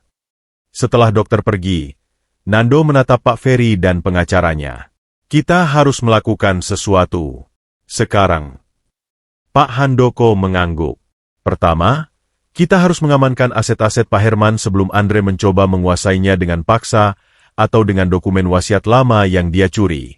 Meski wasiat baru sudah sah, jika Andre memiliki dokumen fisik dan sertifikat asli, dia bisa melakukan pemalsuan atau menjual aset tersebut dengan curang." "Bagaimana caranya?" tanya Nando, merasa kewalahan dengan kompleksitas hukum. "Kita perlu mengajukan permohonan sita jaminan ke pengadilan untuk semua properti, rumah, ruko, dan membekukan rekening banknya. Itu bisa mencegah Andre mengaksesnya.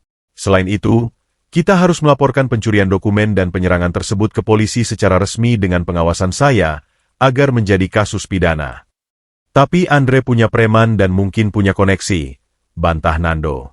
Justru itulah kita harus bergerak cepat dan menggunakan hukum dengan tepat, jawab Pak Handoko tegas. Saya sudah bawa berkas-berkas yang diperlukan. Kita bisa mulai dari sini, dengan telepon dan faks ke pengadilan. Tapi kita butuh tanda tanganmu, Nando, sebagai penerima warisan yang sah. Nando mengangguk. Ia merasa seperti masuk ke dalam arus deras yang harus dihadapi. Di satu sisi, Herman terbaring sekarat. Di sisi lain, medan perang hukum telah dibuka. Prosesnya melelahkan. Selama berjam-jam di ruang tunggu rumah sakit, Pak Handoko sibuk menelepon, mengirim dokumen, dan berkoordinasi. Pak Ferry, meski terluka, membantu memberikan keterangan dan menyiapkan salinan digital wasiat baru yang telah terdaftar di sistemnya. Sementara itu, di luar, ancaman belum berakhir. Sekitar tengah hari, seorang perawat menghampiri Nando dengan wajah khawatir. Ada 2 orang berpakaian preman di lobi, menanyakan kamar Pak Herman. Kami bilang hanya keluarga yang diizinkan, tapi mereka tidak pergi. Nando segera menghampiri Pak Ferry. Mereka sudah di sini. Pak Ferry langsung menelepon kontaknya di kepolisian setempat. Tak lama, 2 polisi berseragam datang dan mengusir kedua preman itu. Tapi pesannya jelas, Andre masih mengintai. Keputusan diambil. Herman harus dipindahkan ke kamar dengan nama samaran dan dijaga ketat. Atas bantuan dokter yang simpatik, Herman dipindahkan ke ruang ICU yang lebih privat, dengan catatan bahwa tidak ada pengunjung selain Nando dan Ferry yang diizinkan. Menjelang sore, langkah pertama kemenangan kecil mereka datang. Pak Handoko mendapat konfirmasi bahwa pengadilan telah menerbitkan surat sita jaminan sementara untuk semua properti Herman. Artinya, Andre tidak bisa menjual atau mengalihkan aset-aset itu untuk sementara waktu. Tapi ini baru awal, kata Pak Handoko. Andre pasti akan membalas. Dia akan menggugat keabsahan wasiat baru, mengklaim ayahnya tidak cakap atau berada di bawah pengaruhmu. Kita punya saksi dan pernyataan dokter, balas Ferry. Iya, tapi pengadilan bisa berlarut-larut. Dan kita punya satu kelebihan besar. Pak Handoko menatap Nando. Map hijau. Bukti penggelapan dana itu adalah senjata pamungkas kita. Jika kita ancam akan melaporkannya ke pihak berwajib sebagai tindak pidana korupsi dan penggelapan, posisi tawar kita akan sangat kuat. Andre mungkin akan memilih berdamai. Nando mengeluarkan map hijau dari balik bajunya. Ia selalu membawanya sejak penyelamatan di panti jompo. Ini. Gunakan sesuai kebutuhan. Pak Handoko menerimanya dengan hati-hati. Dengan ini, kita bisa menekannya untuk menarik semua gugatan dan mengembalikan dokumen wasiat yang dia curi. Atau, jika dia keras kepala, kita bisa menghancurkannya secara hukum dan sosial. Malam itu, Nando diizinkan untuk melihat Herman sebentar di ICU. Melihat tubuh renta itu terhubung dengan selang dan mesin, dengan monitor yang memancarkan garis-garis kehidupan yang lemah, hatinya hancur. Ia memegang tangan Herman yang dingin. Kek, saya di sini. Saya tidak akan membiarkan Andre menang. Saya akan melindungi semua yang kakek percayakan pada saya. Dan saya akan membuatnya membayar untuk apa yang dia lakukan pada kakek. Istirahatlah sekarang. Berjuanglah. Saya akan menunggu kakek bangun. Air matanya jatuh di atas tangan Herman. Ia berjanji dalam hati, tidak akan lagi ada rasa takut, tidak akan lagi ada keraguan. Pengkhianatannya di masa lalu telah berubah menjadi tekad baja. Ia mungkin hanya seorang pemuda miskin dari pinggiran, tetapi sekarang ia memiliki alasan untuk bertarung, keadilan untuk seorang ayah yang telah memberinya segalanya. Ketika Nando keluar dari ICU, wajahnya sudah berbeda. Ada ketegasan yang sebelumnya tidak ada. Ia menghampiri Pak Handoko dan Pak Ferry. Pak, saya ingin kita serang. Saya tidak ingin hanya bertahan. Saya ingin kita bawa map hijau ini ke polisi besok pagi, dan laporkan Andre untuk penggelapan dana dan percobaan pembunuhan pada ayahnya. Dan saya ingin jumpa pers kecil, agar publik tahu siapa sebenarnya Andre Hartono. Pak Ferry dan Handoko saling pandang, terkejut dengan perubahan sikap Nando. Kau yakin? Itu berarti perang terbuka, kata Ferry. Saya yakin. Dia sudah mengambil hampir segalanya dari kakek Herman. Sekarang, waktunya kita mengambil segalanya darinya. Reputasinya, kebebasannya, dan harapannya untuk mendapatkan warisan. Di koridor rumah sakit yang sunyi, strategi baru disusun. Nando tidak lagi menjadi korban yang dikejar-kejar. Dia telah bertransformasi menjadi pejuang yang siap menyerang balik. Dengan map hijau sebagai pedang dan wasiat sah sebagai perisai, pertempuran akhir untuk keadilan Herman dan masa depannya sendiri resmi dimulai. Malam itu, di bawah lampu neon rumah sakit, seorang pemuda miskin bangkit menjadi pemilik warisan yang siap mempertahankan haknya dengan segala cara yang benar. Keesokan paginya, suasana di kantor polisi terasa tegang namun penuh dengan energi baru. Nando, ditemani Pak Ferry dan Pak Handoko, duduk di depan meja seorang penyidik yang berpengalaman, AKP Surya. Di atas meja terbentang map hijau, fotokopi wasiat baru, laporan medis Herman, dan rekaman CCTV dari rumah sakit yang menunjukkan wajah Andre dan para premannya saat mengintai. Jadi, Anda ingin melaporkan Andre Hartono untuk dugaan penggelapan dana, percobaan pembunuhan, penganiayaan, penculikan, dan pencurian dokumen? Tanya AKP Surya, matanya tajam meneliti dokumen. Ya, Pak, jawab Nando dengan tegas. Dan ini bukti-bukti pendukungnya. Ia menunjuk map hijau. Dokumen ini menunjukkan bagaimana Andre, saat menjadi Direktur Keuangan Hartono Printing, secara sistematis mengalihkan dana perusahaan ke rekening pribadinya, menyebabkan kebangkrutan. AKP Surya membuka map itu, matanya berbinar. Ini bukan sekadar kasus kekerasan biasa, ini adalah kasus korupsi dengan nilai besar. Dan tentang percobaan pembunuhan. Pak Handoko yang menjawab, kami memiliki saksi, saya sendiri, 2 staf notaris, dan seorang dokter, yang melihat Andre Hartono mendorong ayahnya dengan sengaja hingga kepalanya terbentur meja. Itu terjadi dalam rangka merampas dokumen wasiat. Luka itu menyebabkan pendarahan otak yang sampai saat ini masih membuat korban, Herman Hartono, dalam kondisi koma kritis di ICU. Kami juga sudah mengajukan sita jaminan atas aset-aset Herman Hartono ke pengadilan, tambah Pak Ferry. Kami khawatir Andre akan mencoba menjual atau mengalihkan aset-aset itu dengan menggunakan dokumen wasiat lama yang dia curi dari kami. AKP Surya mengangguk pelan, lalu menekan tombol interkom. Sersan, siapkan tim untuk menjemput Andre Hartono untuk dimintai keterangan. Bawa juga beberapa orang yang namanya tercantum dalam laporan ini, Diko dan kawan-kawan. Setelah tim diberangkatkan, AKP Surya kembali menatap Nando. Ini akan menjadi proses yang panjang dan mungkin berliku. Andre Hartono dikenal punya koneksi dan pengacara yang baik.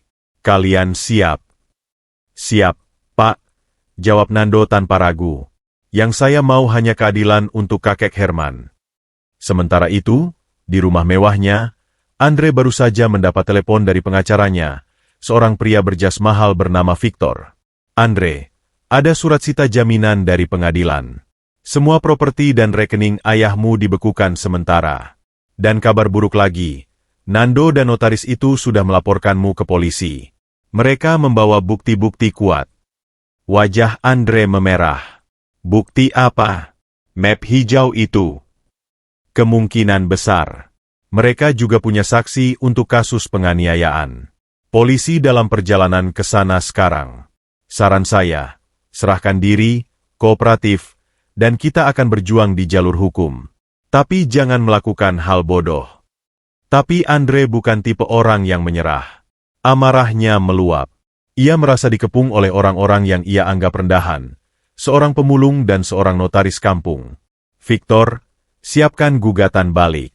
Katakan bahwa Nando itu penipu yang memanfaatkan ayahku yang pikun. Dan bahwa wasiat baru itu dipalsukan di bawah ancaman. Baru saja menutup telepon, bel rumahnya berbunyi. Dari monitor keamanan, ia melihat 2 mobil polisi dan beberapa orang berseragam. Hatinya berdebar, tapi ia berusaha tenang. Ia membuka pintu. Andre Hartono, tanya seorang polisi. Iya. Ada perlu apa? Kami harus meminta Bapak untuk ikut kami ke kantor polisi untuk dimintai keterangan terkini beberapa laporan. Boleh saya ambil jaket dulu? Andre berusaha tenang.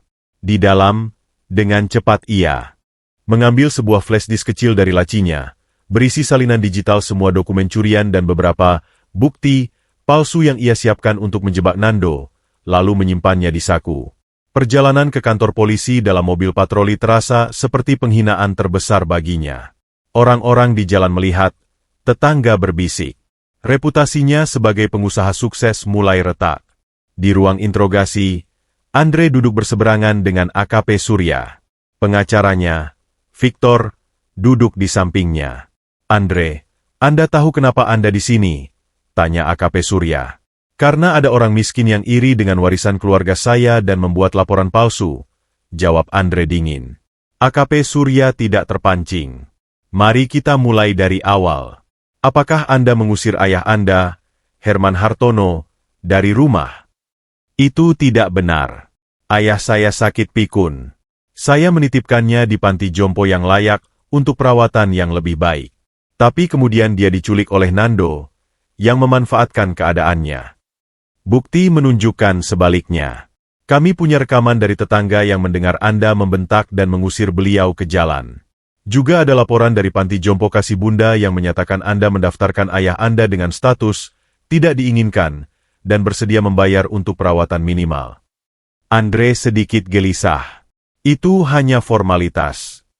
Lalu, tentang penyerangan di rumah Pak Ferry, 2 saksi dan seorang dokter melihat Anda mendorong ayah Anda hingga jatuh dan cedera kepala. Itu kecelakaan. Saya hanya ingin melindungi ayah saya dari orang-orang yang memanfaatkannya. Andre membentak. Dan dokumen wasiat yang Anda rampas? Sertifikat properti yang Anda coba jual? Victor segera menyela. Klien saya bertindak untuk melindungi aset keluarganya dari pihak luar yang tidak bertanggung jawab. AKP Surya mengangguk. Lalu mengeluarkan dokumen dari map hijau. Bagaimana dengan ini, Tuan Andre? Transaksi transfer dana dari Hartono Printing ke rekening pribadi Anda senilai total 12 miliar rupiah dalam kurun 2 tahun? Apakah ini juga bagian dari melindungi aset keluarga? Wajah Andre pucat. Ia tidak menyangka mereka mendapatkan dokumen sejelas itu. Itu pinjaman untuk mengembangkan bisnis. Ayah saya yang setujui. Tapi di sini ada tanda tangan ayah Anda pada dokumen proyek fiktif. Menurut ahli forensik yang kami hubungi, tanda tangan itu memiliki keanehan, sepertinya dipalsukan dari contoh yang sudah ada. Dan kami sudah menghubungi beberapa vendor yang tercantum. Mereka menyatakan tidak pernah menerima pesanan dari Hartono Printing untuk proyek sebesar itu. Tembakan itu langsung mengenai sasaran. Andre berkeringat dingin. Victor pun tampak kewalahan. Kami juga telah memeriksa rekening Anda. Ada aliran dana yang signifikan ke beberapa situs judi online dan ke seorang debt collector bernama Roni, yang ternyata juga sedang menagih utang pada Nando dengan cara ancaman. Apakah Anda yang menyuruh Roni melakukan itu untuk menekan Nando? Semua kartu Andre terbuka satu persatu. Jebakan yang ia rancang untuk orang lain justru menjeratnya sendiri. Ia mencoba mencari celah. Saya ingin berunding. Saya ingin membuat kesepakatan. Tidak ada kesepakatan untuk tindak pidana, Tuan Andre, kata AKP Surya tegas. Andre Hartono, dengan bukti-bukti yang ada, kami menahan Anda untuk sementara untuk dugaan penggelapan dana, penganiayaan berat, dan percobaan pembunuhan terhadap Herman Hartono. Kata-kata itu seperti pukulan palu godam. Andre ditangkap. Ia melihat melalui kaca di ruang interogasi. Di luar, Nando sedang menunggu dengan wajah tenang. Pandangan mereka bertemu. Di mata Nando, Andre tidak melihat kebencian atau kemenangan, tetapi sebuah ketegasan yang dingin dan sedih. Itu yang membuatnya semakin terpukul. Bahkan pemuda miskin itu tidak merasa senang melihatnya jatuh. Hanya ada kepedihan atas semua yang telah terjadi. Saat Andre dibawa ke tahanan, Nando menarik napas panjang. Ini bukan kemenangan yang ia inginkan. Ia ingin Herman sembuh dan melihat keadilan ini. Tapi setidaknya, satu penghalang besar telah jatuh. Pak Handoko mendekatinya. Ini baru langkah pertama, Nando. Proses hukum akan panjang. Tapi dengan Andre ditahan, kita bisa bernapas lega sementara. Sekarang, kita fokus pada pengobatan Pak Herman dan mengamankan administrasi warisan. Nando mengangguk. Terima kasih, Pak. Tapi saya tidak bisa merasa menang selama kakek Herman masih terbaring di rumah sakit. Kami paham. Mari kita kunjungi beliau. Di dalam mobil menuju rumah sakit, Nando memandang kota yang lalu lalang. Pertempuran hukum mungkin baru saja dimenangkan satu ronde, tetapi perang di hatinya belum selesai. Kakek Herman masih berjuang antara hidup dan mati. Dan warisan yang kini resmi menjadi miliknya terasa sangat berat, karena ia diperoleh melalui air mata dan darah seorang ayah yang hanya ia kenal sebentar, namun telah memberinya seluruh kepercayaan dan kasih sayang yang tak ternilai. Icu rumah sakit menjadi latar belakang dari pertempuran paling sunyi yang pernah dialami Nando. Selama 2 minggu sejak penahanan Andre, kehidupan Nando terbagi antara mengikuti perkembangan hukum di pengadilan dan menunggu di kursi plastik keras di koridor Icu. Monitor di dalam ruangan terus memancarkan garis-garis hijau dan merah yang fluktuatif, cermin dari pertarungan Herman melawan luka di kepalanya dan infeksi yang menjalar. Dokter spesialis saraf sering keluar dengan wajah yang semakin hari semakin suram. Perdarahan di otaknya sudah berhenti, tapi kerusakannya luas. Dan sepsisnya, sistem kekebalan tubuhnya terlalu lemah. Nando hanya bisa mengangguk, memendam harapan yang semakin mengecil. Pada suatu sore, saat langit di luar berwarna jingga, monitor di ruangan Herman tiba-tiba berbunyi berirama cepat. Perawat dan dokter bergegas masuk. Nando, yang sedang memegang tangan Herman melalui sarung tangan isolasi, dipersilakan keluar. Hatinya berdegup kencang. Ia berdoa dengan semua keyakinan yang ia punya. 15 menit yang terasa seperti 1 abad kemudian, dokter yang sama keluar. Wajahnya lelah dan penuh kepiluan. "Maaf, Nando. Kami sudah berusaha semuanya. Detak jantungnya berhenti dan tidak bisa kami pulihkan. Herman Hartono telah meninggal dengan tenang." Dunia Nando runtuh dalam keheningan. Suara sirine di kejauhan, langkah kaki di koridor, semua seolah teredam. Ia masuk perlahan ke ruangan. Mesin-mesin telah dimatikan. Herman terbaring dengan wajah yang lebih damai daripada sebelumnya, seolah akhirnya bebas dari semua rasa sakit dan pengkhianatan. Nando jatuh berlutut di samping tempat tidur, menangis tanpa suara.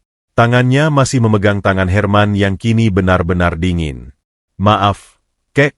Maaf saya tidak bisa lakukan lebih. Terima kasih. Terima kasih sudah percaya pada saya." Prosesi pemakaman Herman berlangsung sederhana namun penuh hormat.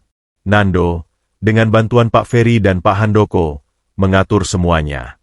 Ia memilih makam di dekat tempat peristirahatan almarhum istri Herman, Elisa. Itu adalah satu-satunya permintaan Herman yang pernah ia ungkapkan secara tidak langsung. Tidak banyak yang hadir. Beberapa tetangga lama Herman yang masih ingat kebaikannya, staf dari kantor Pak Ferry, dan dokter serta perawat yang merawatnya. Andre, yang masih ditahan, mengajukan permohonan untuk menghadiri pemakaman ayahnya dengan pengawalan ketat. Permohonan itu, setelah diskusi panjang, ditolak oleh Nando.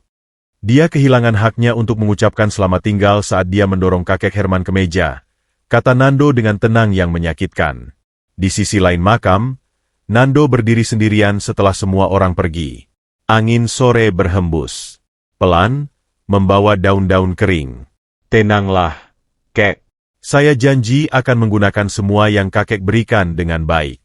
Saya akan hidup dengan cara yang membuat kakek bangga." Namun, kedamaian itu tidak berlangsung lama. 3 hari setelah pemakaman, Pak Handoko menelepon dengan suara tegang. "Nando, keluarga besar Herman dari pihak lain telah mengajukan gugatan ke pengadilan.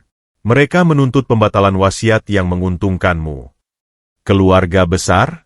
Selama ini di mana mereka?" tanya Nando, merasa lelah.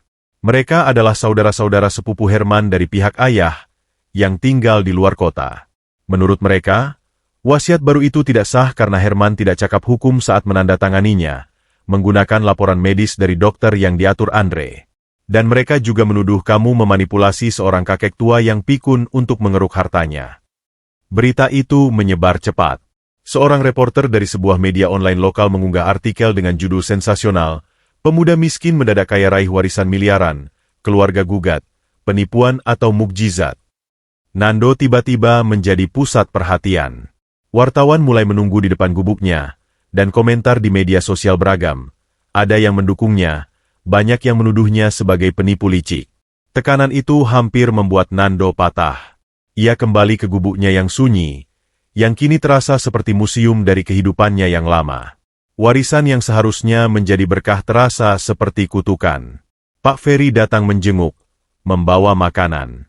Kau harus kuat, Nando. Ini adalah ujian terakhir. Kita punya kebenaran di pihak kita. Tapi mereka punya dokter yang bersaksi bahwa kakek Herman tidak cakap. Dan masyarakat, mereka melihatku sebagai oportunis. Kita akan melawan dengan bukti. Dokter yang kita hadirkan di notaris adalah dokter independen yang kredibel. Dan saksi-saksi kita kuat. Selain itu, Pak Ferry meletakkan sebuah amplop coklat. Ini adalah surat dari Herman. Nando terkejut. Surat. Ya, dia menitipkannya padaku di pertemuan pertama. Katanya, berikan padamu jika sesuatu terjadi padanya. Pak Ferry tersenyum sedih. Dia tahu risiko yang dihadapi. Dia sudah siap. Dengan tangan gemetar, Nando membuka amplop itu. Suratnya ditulis dengan tulisan tangan yang agak goyah, namun masih terbaca. Nando, anakku, jika kau membaca surat ini, berarti aku sudah pergi. Jangan sedih. Aku pergi dengan damai, karena tahu ada seseorang seperti kamu yang akan meneruskan hidup dengan baik. Aku tahu warisan ini akan membawa banyak masalah.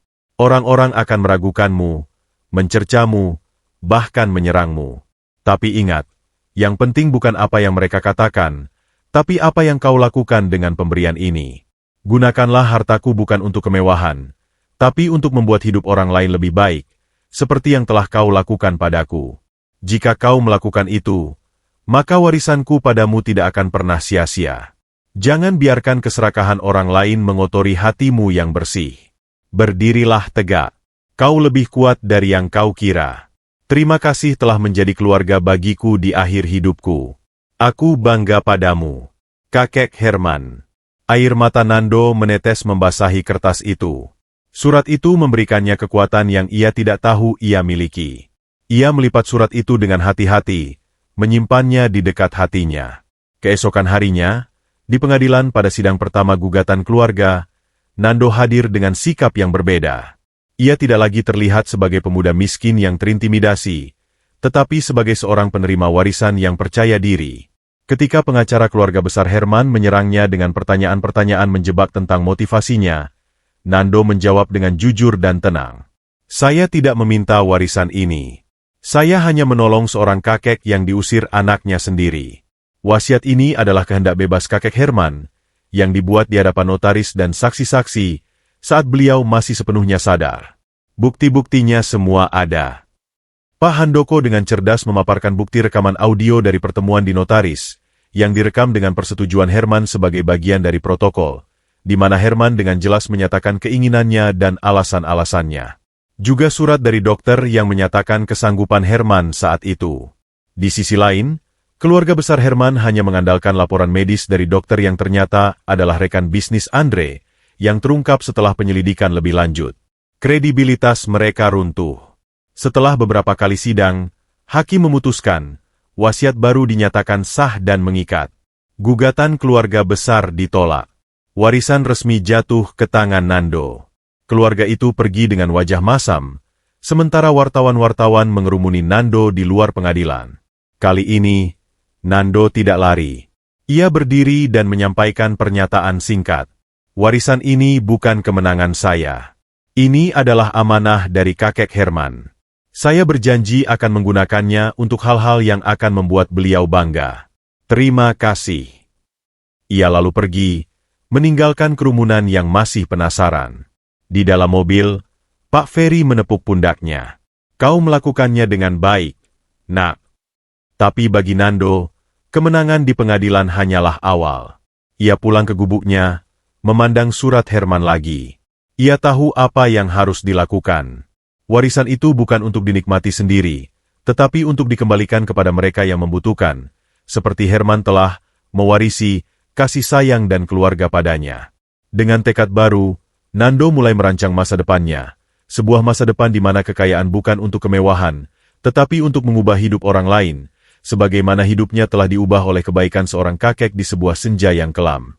Kepergian Herman meninggalkan kesedihan yang dalam, tetapi juga warisan yang jauh lebih berharga dari sekadar uang, tujuan, kekuatan, dan keyakinan bahwa kebaikan tulus tidak akan pernah sia-sia. 6 bulan kemudian, Udara pagi di Jalan Sudirman segar, meski lalu lintas sudah mulai ramai. Di depan sebuah ruko 2 lantai yang baru saja direnovasi, kerumunan orang berkumpul. Sebuah plakat perunggu terpampang di samping pintu kaca besar. Yayasan Herman Elisa, Pusat Bimbingan Belajar Keterampilan Gratis. Nando berdiri lebih tegap dengan kemeja putih sederhana, memotong pita bersama Bu Sari, Pak Ferry, dan Pak Handoko. Sorak-sorai kecil mengiringi. Ia bukan lagi pemuda kurus dengan pandangan takut. Matanya tetap sama, jujur dan hangat, tetapi sekarang dilapisi ketegasan seorang yang tahu tujuan hidupnya. Ruko pertama yang diwariskan Herman telah diubahnya menjadi pusat belajar untuk anak-anak tidak mampu. Lantai 1 untuk bimbingan belajar umum, lantai 2 untuk kursus keterampilan komputer dan menjahit. Semua gratis, dengan tenaga pengajar dari relawan dan guru yang digaji dari dana yayasan. Ruko kedua ia sewakan dengan harga sangat rendah kepada UKM mikro, sebagai bentuk dukungan nyata. Sedangkan ruko ketiga menjadi klinik kesehatan dasar dengan dokter dan perawat yang siap melayani warga kurang mampu. Dan rumah mewah 2 lantai di Jalan Kenanga, tempat Herman diusir, telah ia jual. Sebagian uangnya untuk membiayai yayasan, sebagian lagi ia gunakan untuk melunasi semua utangnya, termasuk pada rentenir Roni yang kini sudah berhenti beroperasi.